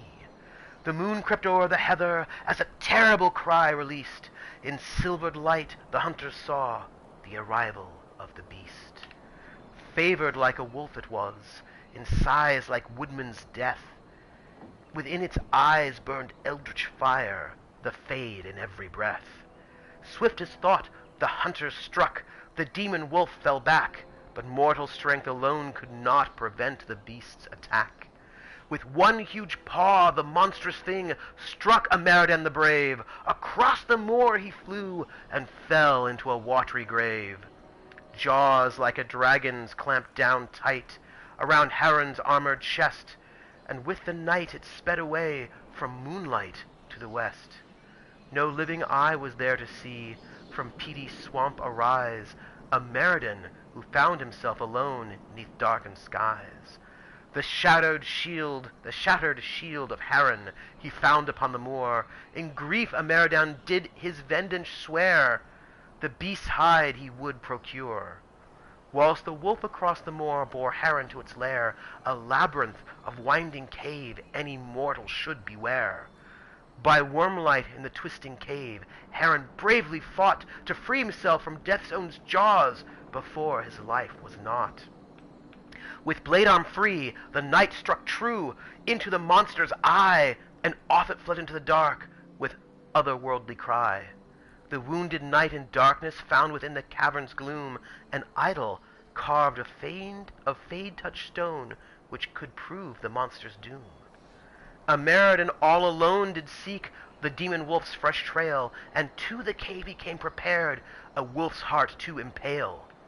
Down the winding cave he sought the beast that slew his friend, and in the eerie wormlight met the beast at cavern's end. With burning blade Ameridan and monster met again, whilst elsewhere did Haron valiantly with demon wards contend. As demon stone was shattered, Ameridan struck true. Beast and spirit both felled at once, though neither hunter knew. Now, wounded and in darkness, hunters separate made their way from the bottom of the cavern toward the rising light of day. Ameridan found Haron stumbling wounded from the cave, and both rejoiced to find the other yet free from the grave. As night passed into day, the two did tales of valor spin, and to this very day each claims that he alone did win. Oh, nice. Very Lewis Carroll, right? I know, I thought it was really good. Also, everybody's so nice. So let's talk to Colette. Hey, Colette. Inquisitor. Yes? I was going to send word. I found something. This inscription, almost completely faded, but 2 stood. Felt 60 true before our triumph. A breath in the hunt, and let rest the lowlanders, worthy of the lady's care. The markings and surrounding artifacts date to Ameridan's time. The references and scripts suggest Avar. Interesting. Go on. What's your theory? I need to complete a full survey and have Professor Kenrick evaluate the site himself. But this may be a tribute to Heron and Orina, Inquisitor Ameridan's companions. So, PH, are you saying that the Dutch are also the Avar? Or ancient Avar, maybe? Oh, we can learn things. How do you know it's them? What makes you think the inscription refers to Heron and Orina? It's only a theory, but the age of the markings and surrounding artifacts match the timeline we've established for Ameridan. I found glass fragments in the clay, several with slight veins of discoloration. Blue. Like Templar artifacts. Templars? The Templars were a new order in Ameridan's time. Given their small numbers then, few would be found outside the Chauncey's reach. It's unusual to find one deep in uncharted territory, unless he traveled here for a purpose, as Heron would have. Interesting. Well, what about Ameridan himself? You don't think the inscription could refer to Ameridan himself? It's possible, but Ameridan would have been recognized as a leader, which the inscription might have noted out of respect. And a breath in the hunt? Why note that your hunt continues unless your remaining prey was someone important? Well, maybe there are a lot of maybe windmills don't last hundreds of years, although they do. So, what happened here? What happened here? An encounter with ancient Avar, and not a friendly one. Ameridan and his companions were outnumbered in an unfamiliar place. If Ameridan's not here, perhaps someone bought him the time needed to keep going? Oh, the Avar paid respect. If this is the resting place of Heron and Arena, it only remains because the Avar took time to honor them. Respect for a worthy adversary? It wouldn't be out of place. I feel like Heron and Hakkon sound very similar. Or maybe Hakkon is the Fell Wolf. So What do tell you me know more. about Heron? When the Templar Order was first formed, Sir Heron was among its members. He's arguably the most famous of the original Templars, though he was never one of their leaders. He's better known as one of Inquisitor Emeridan's confidants. They'd known each other since youth. So they were friends. Or So lovers. they were close. Friends. When Emeridan was made Inquisitor, Heron's position in his inner circle was assumed. A few ballads about them survive. The type with adventures and happy endings. I don't know if they're true. They remind me of my brothers, though. Also, I want some stroopwafels. Tell me about Arena. I want to know this. What can you tell me about Arena? Arena was an alchemist in Orzammar. It's said she met Emeridan while dealing with a demon, but it's not known why Emeridan was there. Demons aren't common in the deep roads, but they were a problem for the Inquisition at the time. Arena knew she could help, so she joined Emeridan. Was she exiled? If she left Orzammar, that would make her a surfacer. She turned her back on the stone, though it's said she had few regrets. Some claim she was actually from one of Orzammar's noble families, but who can say? She never used her last name on the surface, and once exiled, the family likely struck her name from personal documents. Professor Kenrick petitioned Orzammar's Shaperate to grant access to their records, but the request was turned down. I have to tell you, I really do enjoy the way that they do dwarves in Dragon Age. I love that sort of the idea of them not, when they die, they don't go into the Fade like humans and elves. They go back. Like I think I really like how they deal with dwarves. And yes, we get dwarves as mountain folk and smiths, but I do like how they deal with them. What will you do with this information? Professor Kenrick will expect detailed notes on the location, stone and clay samples, and any trace artifacts I can find. If Emeridan's history is compiled, this could be worth an entire chapter. Very nice. I might get credit on the inside cover. That would be awesome. I hope you do. Also, hey Krellin, how are you? The game is not over yet. I sometimes think it just will never end, but that's fine. Thank you, Colette. Yeah, PH, that's right. We just did a whole. This is our second playthrough. That's right. I think this has become augmented reality. This is all fair. Inquisitor. Sorry about that. The bit of a. What do you call it? I know what I'm talking about. I know what I'm talking about. No one else knows. Oh, let's read this. What is it? Oh, Colette's notes. Very nice. A series of detailed drawings of the inscription, glass shards, and surrounding area follow a handful of neatly written notes. Ooh. Oh! Krellin, that's exciting. I really love the Pathfinder Adventure card game. I really enjoy it. I think it's really good.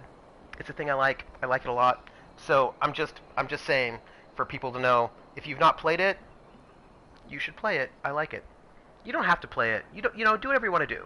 You don't have to play it, but I like it. If you want to play it, you should play it. If you don't want to play it, don't play it, but I recommend it. Two stood, fell 60 true before our triumph, abreast in the hunt, and let rest the lowlanders, worthy of the lady's care. Inscription discovered in Tevinter ruin, within the Frostback Basin.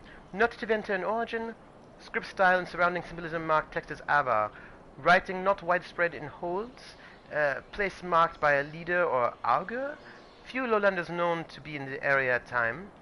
Glass in area likely means Templar presence, long past. Samples prepared for Professor Kenrick's opinion. Your brother bought Skull and Shackles. Oh, that's cool. Yeah, I've only played Rise of the Rune Lords, but I would like to play Skull and Shackles because I would like to play some of the other ones. So we've just done all of this. That's great. There are things here that we should probably get access to. But I wonder what is the best way to get access to them, considering there's this whole waterfall tree thing. Well, I mean, we can just try heading east and seeing if we can get there. We will just try. We will see whether or not east is a direction that we can go from where we're at, or if we have to circle around some other means. Oh, good. You saved me from asking. Oh. Oh, so we're oh, hey. Oh, look, monsters. Not monsters, Avar. They're not monsters, but we are going to kill them. I mean, that's just a thing that is true.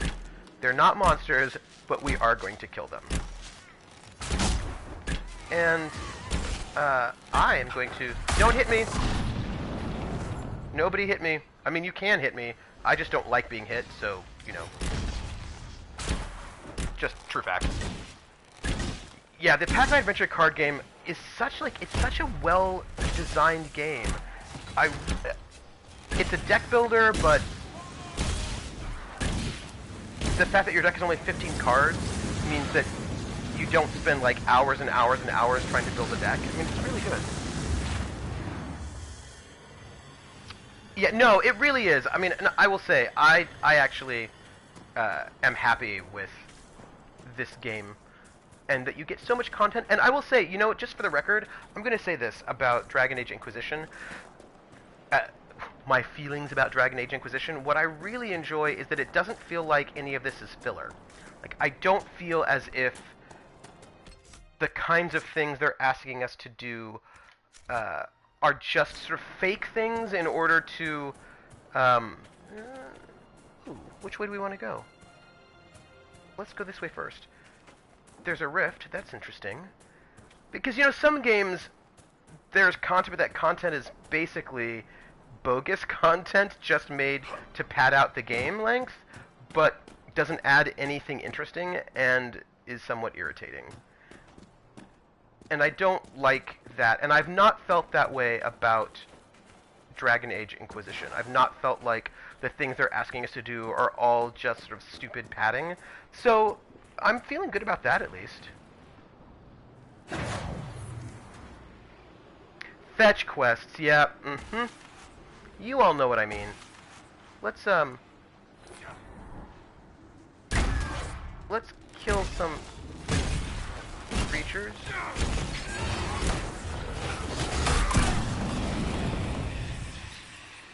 I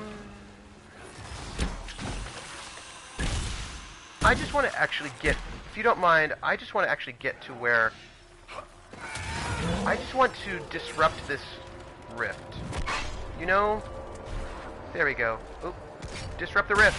Very dramatic. Great. I think we're gonna do well. I think this is gonna be fine. Hello. How are you? We killed that one. It's fine. Oh, PH made a good point. I didn't read it yet. I'm gonna disrupt this rift. What do we say? Yeah. Is this something you can do with the occasional pickup? Hey, wait up. Oh, yeah. No, you totally can. I think you can. I would say, oh, you can always do as a pickup because there are ongoing campaigns, but beside ongoing campaigns, you can actually just do the individual missions by themselves. Like, you don't actually have to do an ongoing running campaign. But you, what the heck? I'm gonna go over here, and I'm gonna disrupt this rift because, you know, that was a thing to do. Also, like, what the heck was that all about? Not done yet. Ooh. Let's see. Here we go, and we're gonna close the rift. We're all good. Yeah, you can do a random mission. You totally can. You can also just, you can also just start the first mission, and if you want to sort of continue on later, you can do that too. What I would say is, oh, there's a question mark. let's look at what we're at. Gang, we've done so much stuff. It's really good. I want to go to the Astrarium because Astrarians give me life. So let's head east and then a little west, I think. But there's something south of us. And I don't know what it is.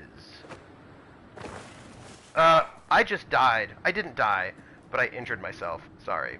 But apparently that's a thing that I like to do. I like to just jump off of things in ways that are inappropriate. That's cool. Also, I don't think I want to be here. Where are we? And can we get back somewhere else? Well, that's a good question. I imagine it's not good if you don't close all the rifts. Yeah, mission takes about an hour. I think that falling damage is cauliflower. Like, I should be able to just throw myself off of things and not be injured. That's not true. Okay, wait, where are we right now? So, here's the thing about Critwitch, or anyone who has not played. And this, I think, we want to head east. Well, let's go this way and see. That's west. This is east. See, but there was a question mark somewhere.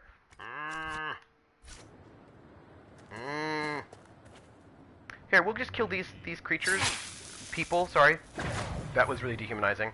We'll kill these people, and then I'll try to get myself back to that, you know what I'm saying.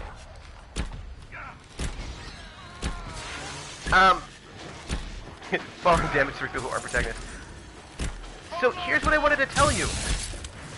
What just happened there? So about how the game works. Every person has a deck of 15 cards, and that deck of 15 cards is for your class. And you can have different types of cards. Like you can have armor, and you can have weapons, you can have spells, right? These are all the cards that you would have are cards that are things you want, right? That are useful to your to what it is that you do, right? You know, like maybe healing potions and spells and weapons. And, what's the word?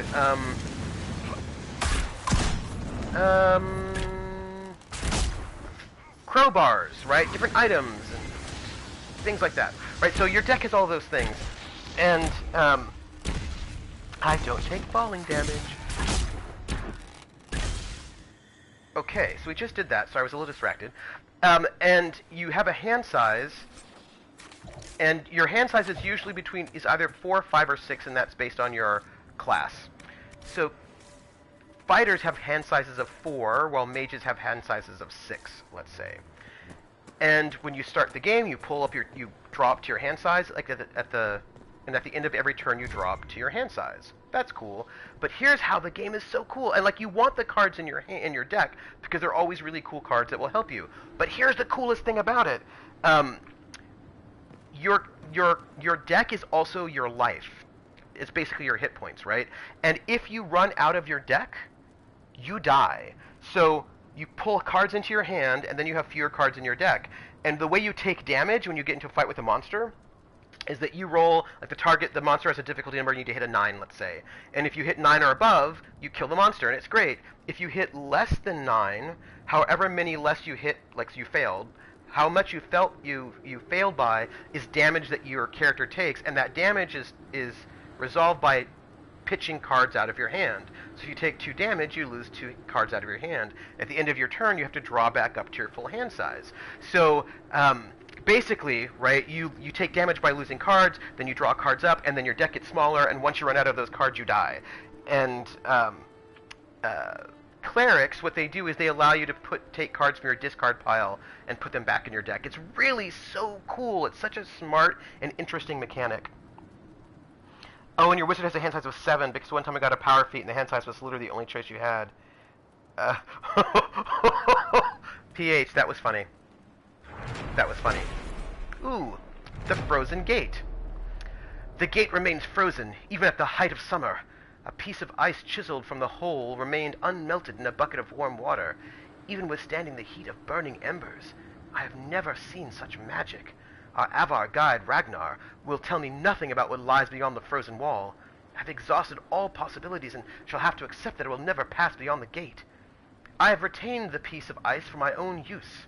Its properties make it perfect for chilling my cider on hot days. I shall take pleasure in this and try not to fixate on my unsated curiosity. From the travel journals of Sir Nigel, Explorer and Knight. That's very funny. Also, I know that there's a thing down here that we have not picked up, and that makes me crazy. Because I know we're missing something. Urgh. It's alright. We are looking at things to the north that I think we should be involved in killing. Because that seems like a good idea, and I think we're just... Oh, there we go. Oh, that was awesome. Sorry, we just did a lot of damage to them, and that was pretty great. And I was just frozen. Rude.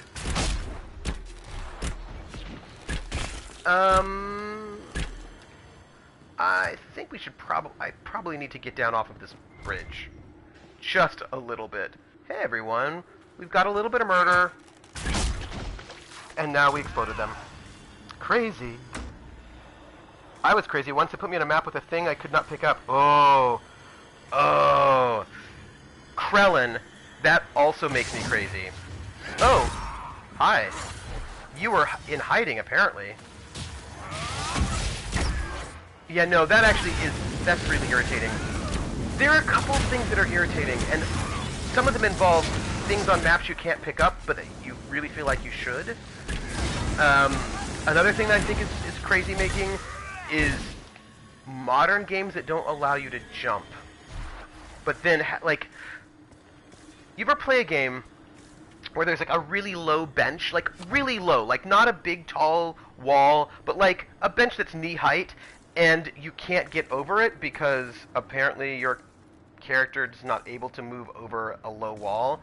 That, and like I realize it's a way to limit your movement, but it's so... I don't believe it, and I don't buy it. Do you know what I mean? Like, I was like, well, I could get over that. Like, I could just step over it. Ooh. Look at that. De Winter architecture at its finest. This just screams, I hated my parents and had no friends as a child, doesn't it? Dorian makes me laugh. That's why we're dating, because he makes me laugh. They did that in 40K Space Marines, and it actually made sense because power... Oh. See, that's okay. If there's a reason for it, then I'm okay. But, like, things that you could just literally just step over without even doing too much exertion, but then but then you can't do it. That's frustrating. Let's see what we have here. But there were sometimes... Yeah, no, it's thank you, Remshin. It's the immersion breaking part of it. Like, there are a lot of things... Let's pull this lever. No good. That's what everybody tells me. And, like, I don't mind constraints, right? Because I know that there are constraints about things. But if you don't want me getting over a wall, don't make it a low wall that anybody can step over. Make it a really tall wall that no one can climb over, and then it doesn't break immersion as much. Like, that's all. It's not... That's all. It's the the Eldar are here. There is Fantasy Flight did a collectible card game for a Warhammer collectible card game called Conquest, and it was very good, and I enjoyed it. They stopped producing it, of course, because Fantasy Flight lost the license to Warhammer. I don't know if they lost it or they chose not to renew it. Anyway, they don't have it anymore. So that was... Hey, Porthos 1980, how are you doing? Or give me really heavy feet, right? That's like, that is fine. Welcome into the academic foxhole, by the way. And yes, right, give me something. So we're gonna head that way, it looks like. I think that's just what we're doing. But I feel like there's a thing right over there we could look at. See, I really think I think there's a thing for us. Hello, how are you? I will pull this. It's no good. I know it's no good, but I still have to pull the lever. How are you, Porthos? Oh, how do you, oh, thanks for the host, Porthos. Come on to my house, come on. Come on to my house, come on. Come on to my house, I'm gonna give you candy. Come on to my house, I'm gonna give you everything. Doopa doopa doopa doopa doopa doopa doopa doopa doopa doopa doop boop. That's my hosting song that I thought that you might like. So, you know, I care. So look, here's this question mark. And I think the problem is there are all these things I want to explore, and I want to have all of them.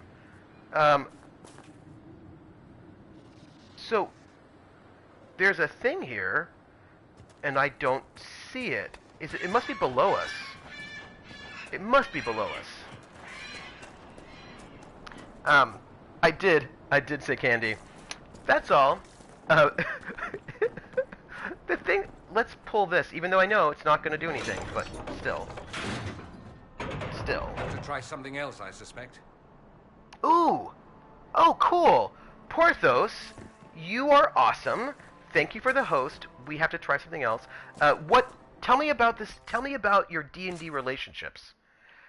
Okay, look, so we have these locked doors. We have this question mark. These are things that I want, but I also want this astrarium. So, I want all of... And also, I don't want to die falling off of a cliff. And I have this thing with falling damage, in that falling damage and I, like, hang out, and we're friends, and I'm like, oh, look, it's a cliff, and then I just walk off of it. And I know that that's not the best choice to make. Life choices, you know, like, I know that. But I do it anyway. Did you hear something? Did you hear a monster? I just want to go to... So here's my problem. I want to go to this astrarium, but astrariums tend to be up in high places. Ooh, what candy? Ooh. Also, Porthos, what do you stream? What do you stream, Porthos? Let's keep going this way. I want to... The thing is, I feel like those locks are lower, and I also feel like the astrarium is going to be higher, so I think I should find this astrarium first before we go to try to fall off of cliffs and find locks. We need to head due south, which is this way, if we want to get to the astrarium. Okay. I'm a little skeptical, but we'll do it. Hey, look, there it is! Ooh! We found the astrarium, folks. I love astrariums. We're gonna do it. Ooh, so excited! Okay. Oh, hey. Oh, look, it's a mountain. That's cool.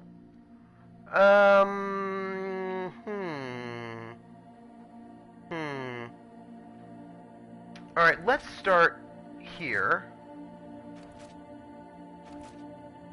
Let's start here.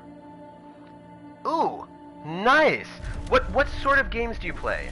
So, for example, I stream a lot of sort of story-based games. Let's do... we're here. We could... Oh, we could get ourselves into trouble, actually, if we don't do this right. So I think we have to go up. That might be a wrong choice. I think maybe we're in a bad way already. But we're going to go down here. And... I think what we want to do is end here. So we need to be here next. Alright, why don't we try... This is probably bad, but what if we... What if we go up here. I mean, I don't know, everybody. This is probably not it. But actually, maybe. No. No, I think we've screwed up, everyone. I love good story base. Oh yeah, me too. Just completed Night in the Woods. I haven't played that one. Last one was Undertale, which I haven't played, but I want to. But you like most games from Elite Dangerous to RimWorld. Ooh. No, don't worry. We are. Don't worry. We just messed up this one. There's no way we're gonna be able to make this one to go. Or can we? Can we? No, we can't. Because.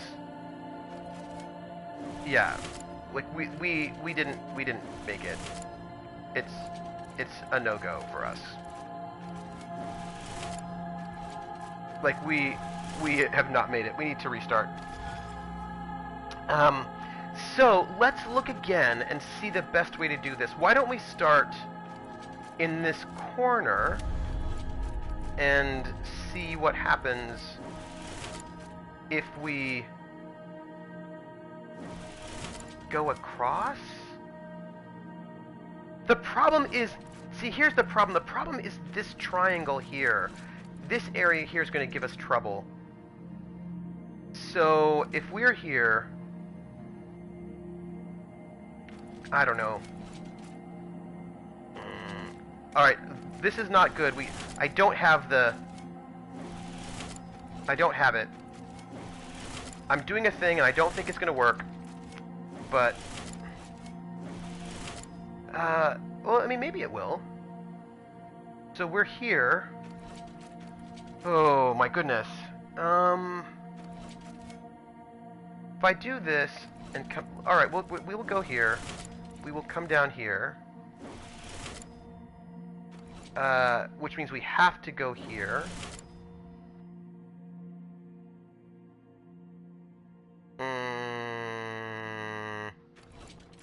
If we went up here, we'd be stuck because of this link. Okay, we have to restart. Or can we make it out of here? We can't. Nope. This one is hard, actually.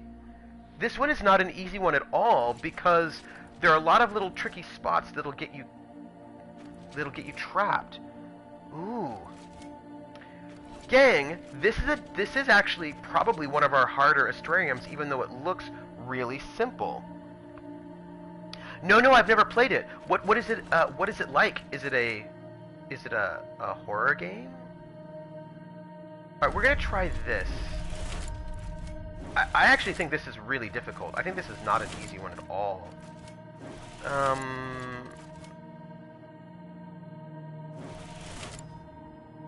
I think maybe I just messed up.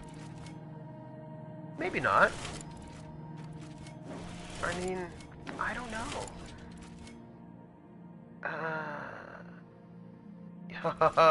No.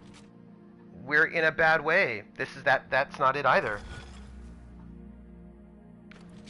Yeah, so this is right, this is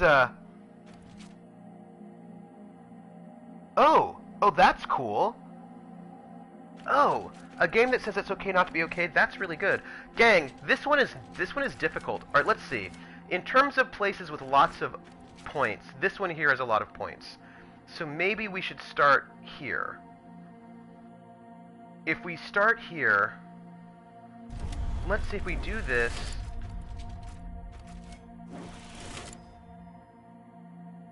From here,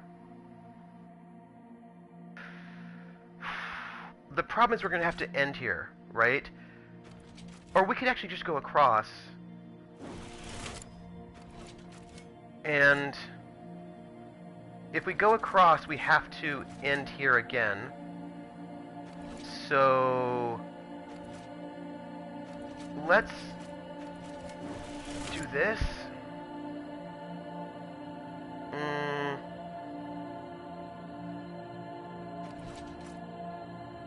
I don't know, gang.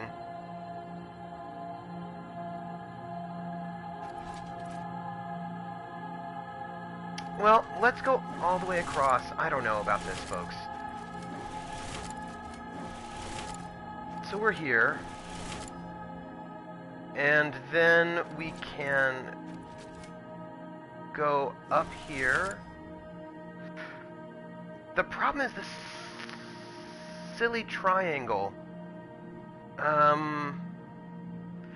Like, this needs to be our last link from where we're currently at. And from here, if we went up and down, that may not be bad. Alright, so let's go up here, down here, up here. See, this is where we're going to get into trouble. Because from here, we have to go up here. And we need to hit a link here, here, back up here, and then we're stuck. Yeah, we're stuck. This one is actually really hard, folks. I think keep going. All right, so let's see. Then down, bottom right. Down to the bottom right, then left along the bottom to start with. So let's see. Where do we want to start? Maybe we should start here, because we get stuck here. All right, what happens if we start down here? Go up, over, and down for this triangle, over here. Alright, I don't feel bad about this. I feel like that might be okay. You solved it, Krellin? Basically stop bottom left corner and go around the arts outside? That might get you stuck in certain ways, but maybe bottom left all the way around. We could try that. Let me finish this one and then we can try going all the way around the outside. So if we're from here, what if we go up here and then over here, down, over,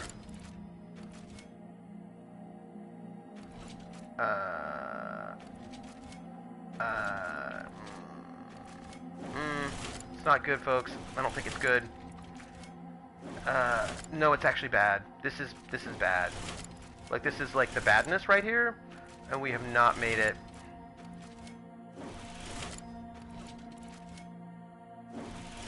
Yeah, we didn't make it. So, I'm gonna try going outside like Porthos says, and then we're gonna talk to Krellin about it.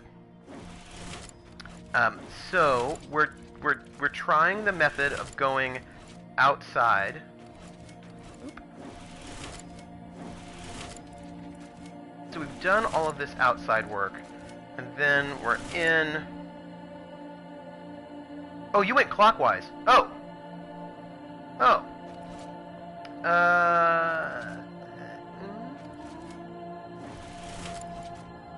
Here.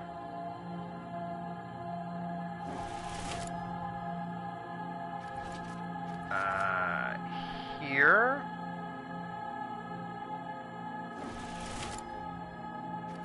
Here. Here. Oh, is this it? That's it! We got it! Yes! Nice! Alright, we got it, folks. Excellent. Is this by Petrarchius or Genitivi? Sister Orm Petrarchius. Nice! But we got it, that's good. Of the mountain constellation Belenus, of the mountain Belenus, which lay at the center of the world, and was so lofty that from it he could see all the corners of the earth and sky. Over time, the bold young Avar would challenge each other to scale the mountain of the gods. At first, Korth found this amusing, and he delighted in the valor of their failed attempts to enter his hold. Then Sindri Skybreaker, boldest of the heroes of old, succeeded in climbing to the summit, and stood in the hall of the Mountain Father in the flesh. Korth, being a good sport, gave Sindri a hero's welcome. and the mortal returned to the Frostbacks with tales of the feast of the gods and gifts from Korth, and soon more and more heroes were barging into the hall of the Mountain Father, demanding to be showered with honors. Korth grew weary of the throwing of banquets, and the other gods began to fear his temper. So Korth spoke to the Lady of the Skies and lifted Belenus from this earth into a realm which could not be reached even by the most intrepid climber, and there he dwells in peace. From a study of Theodosian astronomy by Sister Orn Patrachius. Nice. Yeah, I do think, I will say this, it's something I actually really appreciate about the Astrariums, is that there isn't just one answer to it. So that I appreciate very much. Also, let's go to these locked doors. It's what I want to do. Oh, there's an abandoned jail. Locked doors, everybody. There's no locked... I'm playing a rogue. There's no locked door that I... that I don't want to hang out in.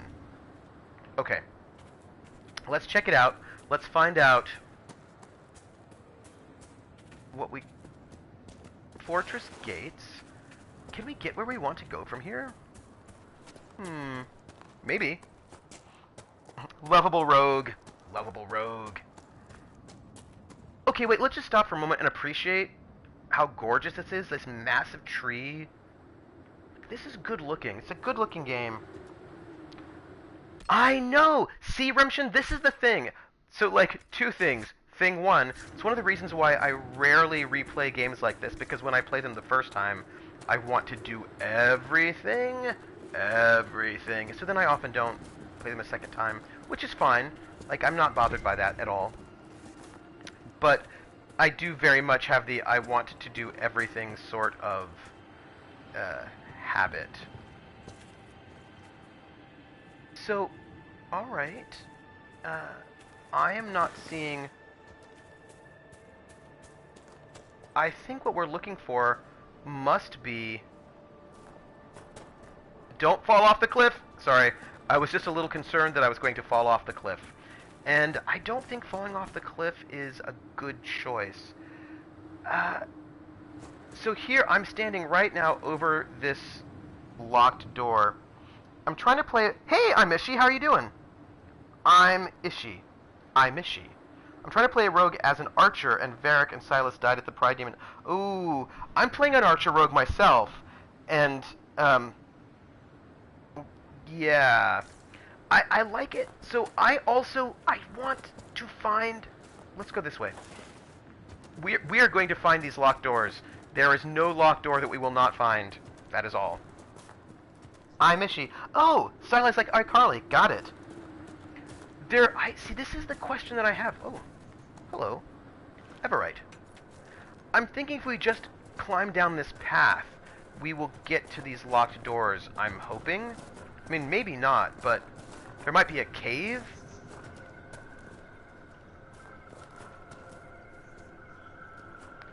I'm Mishy, like iCarly. Does that...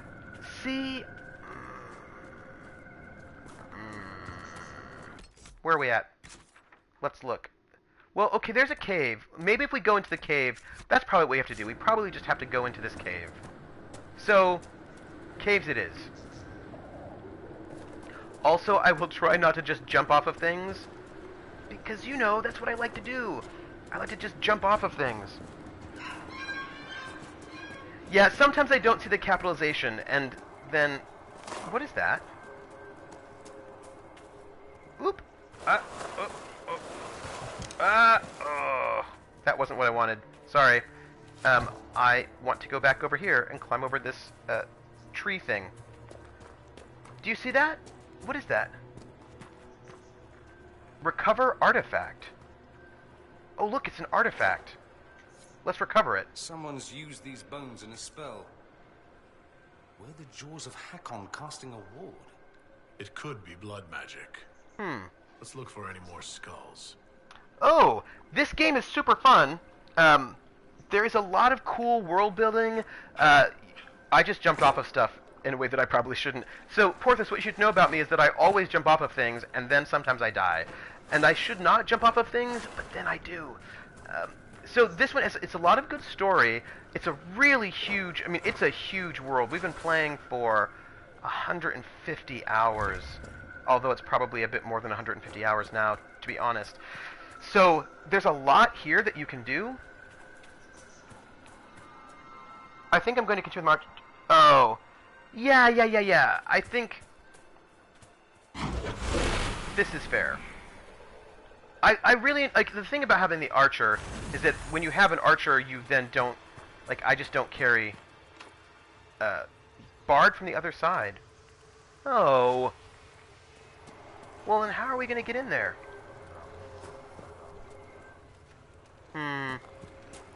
There's a bit of a mystery here, everyone. How to get through that door, and I don't know the answer to it. I don't know. But it is a mystery that I am curious about, and I want to know how to get in there. This is like, I'm such a completionist when it comes to games that allow you to explore. I always want to explore everything. Oh, yes! Porthos, you should play Dragon Age Origins if you haven't. If you haven't, you should. Yeah, from the other side, but I don't know how we're going to get to that other side. Because looking at it, I don't see a place where those doors are. Like, I think those locked doors are, like, these locked doors. I think they're, you have to get through the cave to get there. But what is this? Recover enchanted skulls. So, this way? Yeah, Origins was really good. And unlike everybody else in the universe, I really liked Dragon Age 2 a lot. I know that other people didn't like it, but I really liked it. But, you know, that's me, I suppose. What do you think, everybody? It says recover this, Oh, actually, I see it. It's over there. At least, I think so. We're just going to recover this ancient skull, and we're going to be fine. Oh, thank you, Artie Snack. I did. I really liked it. I know that a lot of people didn't like it, but I really liked it. And I think there are a lot of reasons.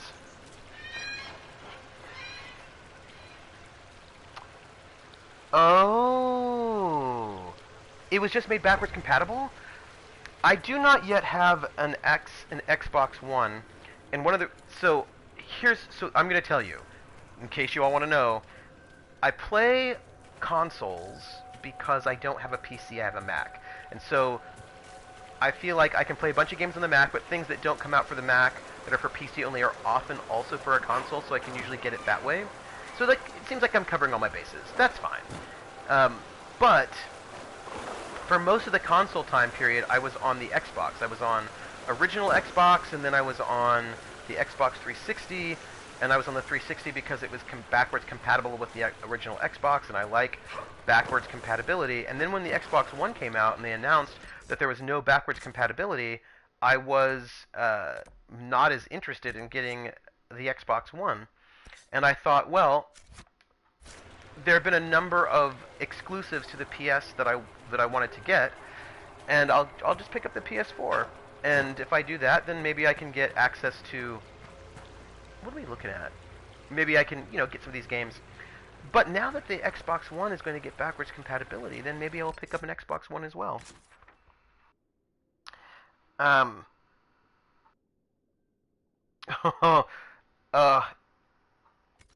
See, I didn't like Oblivion very much. I didn't like it compared to Morrowind.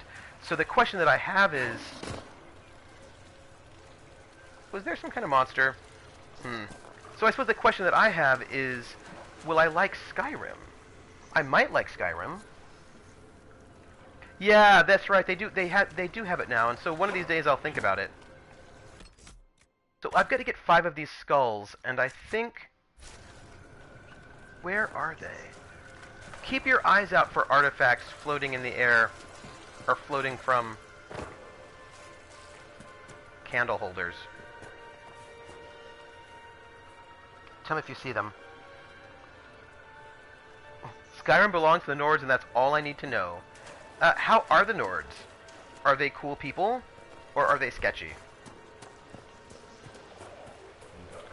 what was so great about Morrowind is that the Dunmer are like super oppressed and treated very poorly, but they're also sketchy.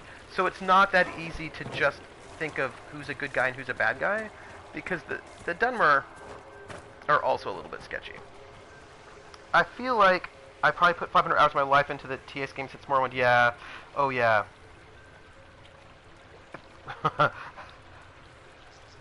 If Skyrim belonged to the Nords, it would have been able to keep the Empire out. Ooh. Burn. Burn.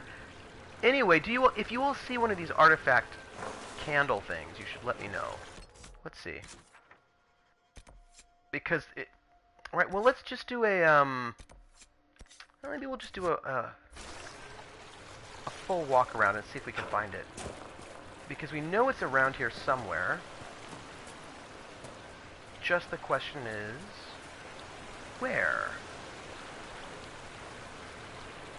Well, Morrowind wasn't voice acted. That is correct, it was not. Many say Oblivion had a better storyline, but Skyrim has a rubber banding of enemies.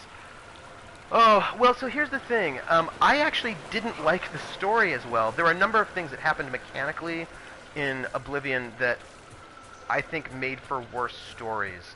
So, for example, and some of these things are...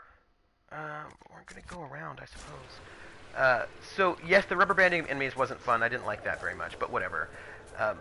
But in Morrowind, they didn't let you do everything, so you had to make choices. So, for example, you couldn't be the head of all of the guilds, because the guilds were not necessarily friends with each other. They had conflicts with each other, so if you wanted to be the head of the Fighters Guild, you could, but being the head of the Fighters Guild is going to eventually alienate the Mages Guild. So, you can't be the head of everything, and so it made you make choices about where your character's allegiances lied and what they valued. I'm shocked I've never seen this plant before. It's so melodramatic, ooh. Half the Magisterium should be growing it. Ooh, thank you, Crit Witch. It was very nice to have you here. That is wonderful. Folks, and then also that there are these three different houses in... Oh, there it is up there. I see it. There are three different sort of Dunmer houses, and you can join one, but you can't join... But the houses are all at war with each other, so you can't join them all. You can pick one that you want to be in, but not all three. And I really liked that. By the way, we need one more. And I see it over there. I see it. Gang, we're going to get these. This is great. I'm feeling good about it. And we're going to recover this artifact? I think that's the last of the bones. What were the Jaws of Hakkon doing with this magic? Perhaps the Avar and Stone Bear Hold can tell us. Oh yeah, we should go and ask them. By the way, how was that for greatness? Oh, it looks like there's some bad guys over there that maybe we might need to murder. Just thinking about it. There are a lot of them. Oh, this is going to be a whole passel of murder, actually. Just side note.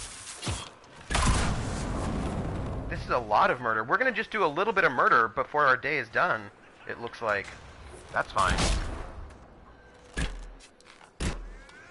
Yeah, well, I don't know if it was a major point, but it was maybe like a minor point. It was a...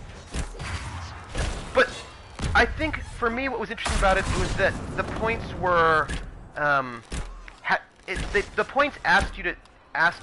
In order to answer those questions, they meant... Okay, this is what I'm going to say, Reption, about how that works. And what I thought was so successful for me is that in terms of plot, I don't know, but in terms of implication for who your character is, there was a lot. So, for example, each of those three houses had really different ideologies. The, Redoran? Was it the Redoran? Oh, hello.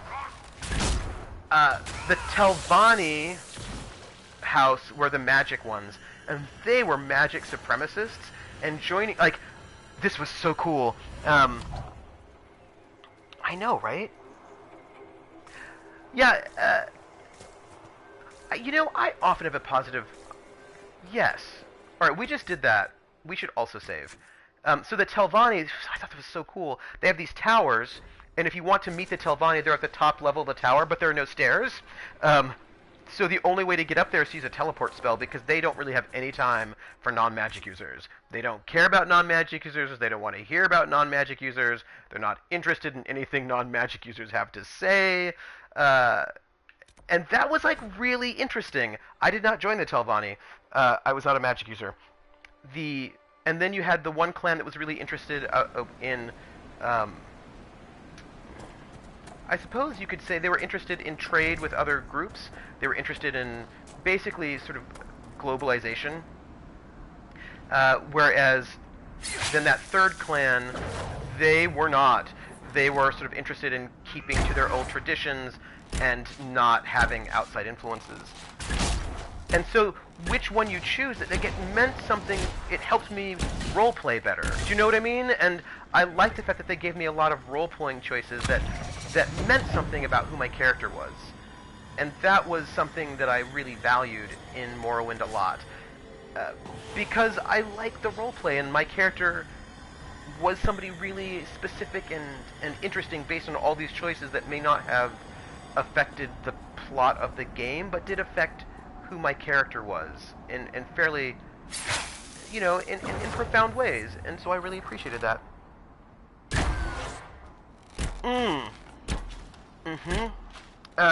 I agree. It's kind of like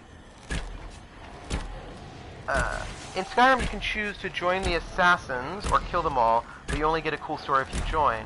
Would have been nice if the choices were... Oh, I totally agree with that, Porthos. I think that there should be... Like, the choices should... Yes, I agree with you about that. It's like Bioshock Infinite choices that have no real effect. They add lore and change the narrative you build in your head, even if they don't necessarily change the story. Yes, and I think there's a lot of value in that. I really do.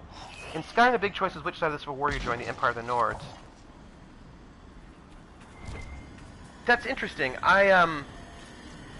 The things, there are choices like that in Morrowind, sort of. But they tend to mean, like, who are you as a person? And that's very interesting. And do you want to be the person that joins the Dark Brotherhood? Maybe yes, maybe no. Oh hey, gang. I think we're heading somewhere interesting. We are heading somewhere interesting, but I want to head over here. What is this?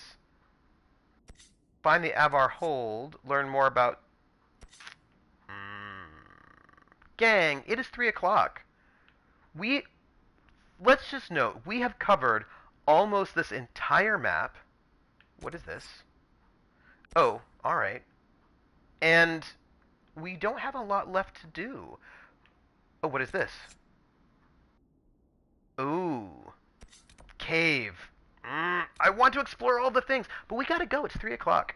We're going to the world map. We're going to head back to Skyhold. We've done a lot. I think we're going to finish Jaws of Hakkon next Saturday. I think that's, without a doubt, we're going to finish that up. And if we do that, then I think we're heading into... We've got, what? Exalted Plains, and then we're, like, in endgame. You can also choose to kill all the cannibals or join them. If you join, you just get a place to sleep and hang out. Well, that's interesting. I know, Ice Bunny, already. I would linger a little bit longer, but I can't because I've got Call of Cthulhu in an hour. So I can't, and I have to grab some food and upload the game. What do you call it? Our last adventure log. So that's like, boo. Porthos, I hope you can join us next Saturday because I want to hear more about Skyrim, which I'm going to play. Side note, like, I'm going to play Skyrim. That's just true, but I want to hear more about it because it's very interesting to me. So, I'm Trooper SJP, and this is the Academic Foxhole. If you don't know it, I would love it if you gave me a follow. You don't have to, but if you would like to, please do. We play games. We are super nerdy about them, and we like to talk deeply about them and tabletop games. And we have a Discord. Oh my gosh. Oh, the Skyrim Daedric clumps were pretty great. Ooh, I like it. I like it. Who's calling you? Oh, you already did the follow thing. Oh, that means you didn't... Thank you for following, but you didn't get to hear my song. I'm so sorry for that. It's Rockwell. I always feel that somebody's watching me, and I have no privacy Whoa, I always feel that somebody's watching me. Tell me, is it just a dream? And it's like funny because you follow, and so then you're watching me, and then like, right? See, it's that was, you know. Ooh, well, if you're going to stream Skyrim, you should let me know so that I can watch you do it. That's really interesting. Inquisitor. We're just going to send our people, pick up our, uh, Let's see what we have. pick up our stuff. Oh, well, wrong resources, but that's all right. It's okay. No big deal. And then what? send people out. I know, right? The special effects are good. The game has really high quality. Like they clearly. Oh, what is that? There's a new thing there. Do you see it? Let's take that. What is this? Appeal to the Shaper. We're going to have to do that mission when we get back next time. That's going to be a thing we'll have to do. But... Oh! Thank you. Thank you.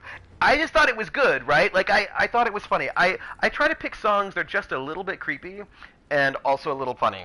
And that's my joy. That's my joy in life. So everyone, Battle Buddies for Life, thanks to all the Battle Buddies for being here. Thanks all the new people for being here. I stream on Thursdays and Saturdays, Thursday nights at 6 p.m. Eastern Standard Time, where we play something on the Mac. Right now we're doing Gods Will Be Watching. And last session we did this one mission and we were not successful, but we have a plan to be successful this time. And then on Saturdays I'm streaming Dragon Age Inquisition, and it's been 160 hours, and we're getting close to the end. And after this is done, we'll probably do Everybody's Gone to Rapture, Life is Strange, and some sort of slightly shorter games, so that I can do a big, long RPG on the Mac. Probably, I want to do Pillars of Eternity, Torment, Tides of Numenera, those sorts of Divinity, Original Sin. There are a bunch of good ones out there that I want to do. So, the meaning of life is 42, my friends. So thank you everyone for being here. I want us to throw us over to Encantador the Gamer, who's a great member of the community. Oh, thank you, Remshin. And I love all the hanging out. You all are the best. Encantador is a great member of our community, and he is playing Shadowrun. So I'm going to host him, and it would be really lovely if you would all say hello. Just say hello, Encantador the... That is not even how you spell that. Encantador, door, spelling, door. It's always doors that's the problem, the gamer. So, thank you everybody for being here for the stream. I will see you on our Discords. I will see you on Thursday. I will see you all around the various chats. And say hi. Oh, and by the way, Porthos, thank you for coming in. And we didn't talk a lot about tabletop games today, although we almost always do. And so I want to hear more about your D&D game, and I want to hear more thoughts and discussions. So take care, everybody. Have a great rest of the weekend. I will see you around. We are going to say hi to Encantador. And so I will catch you on the flip side, my friends. Take care, everybody. Take care.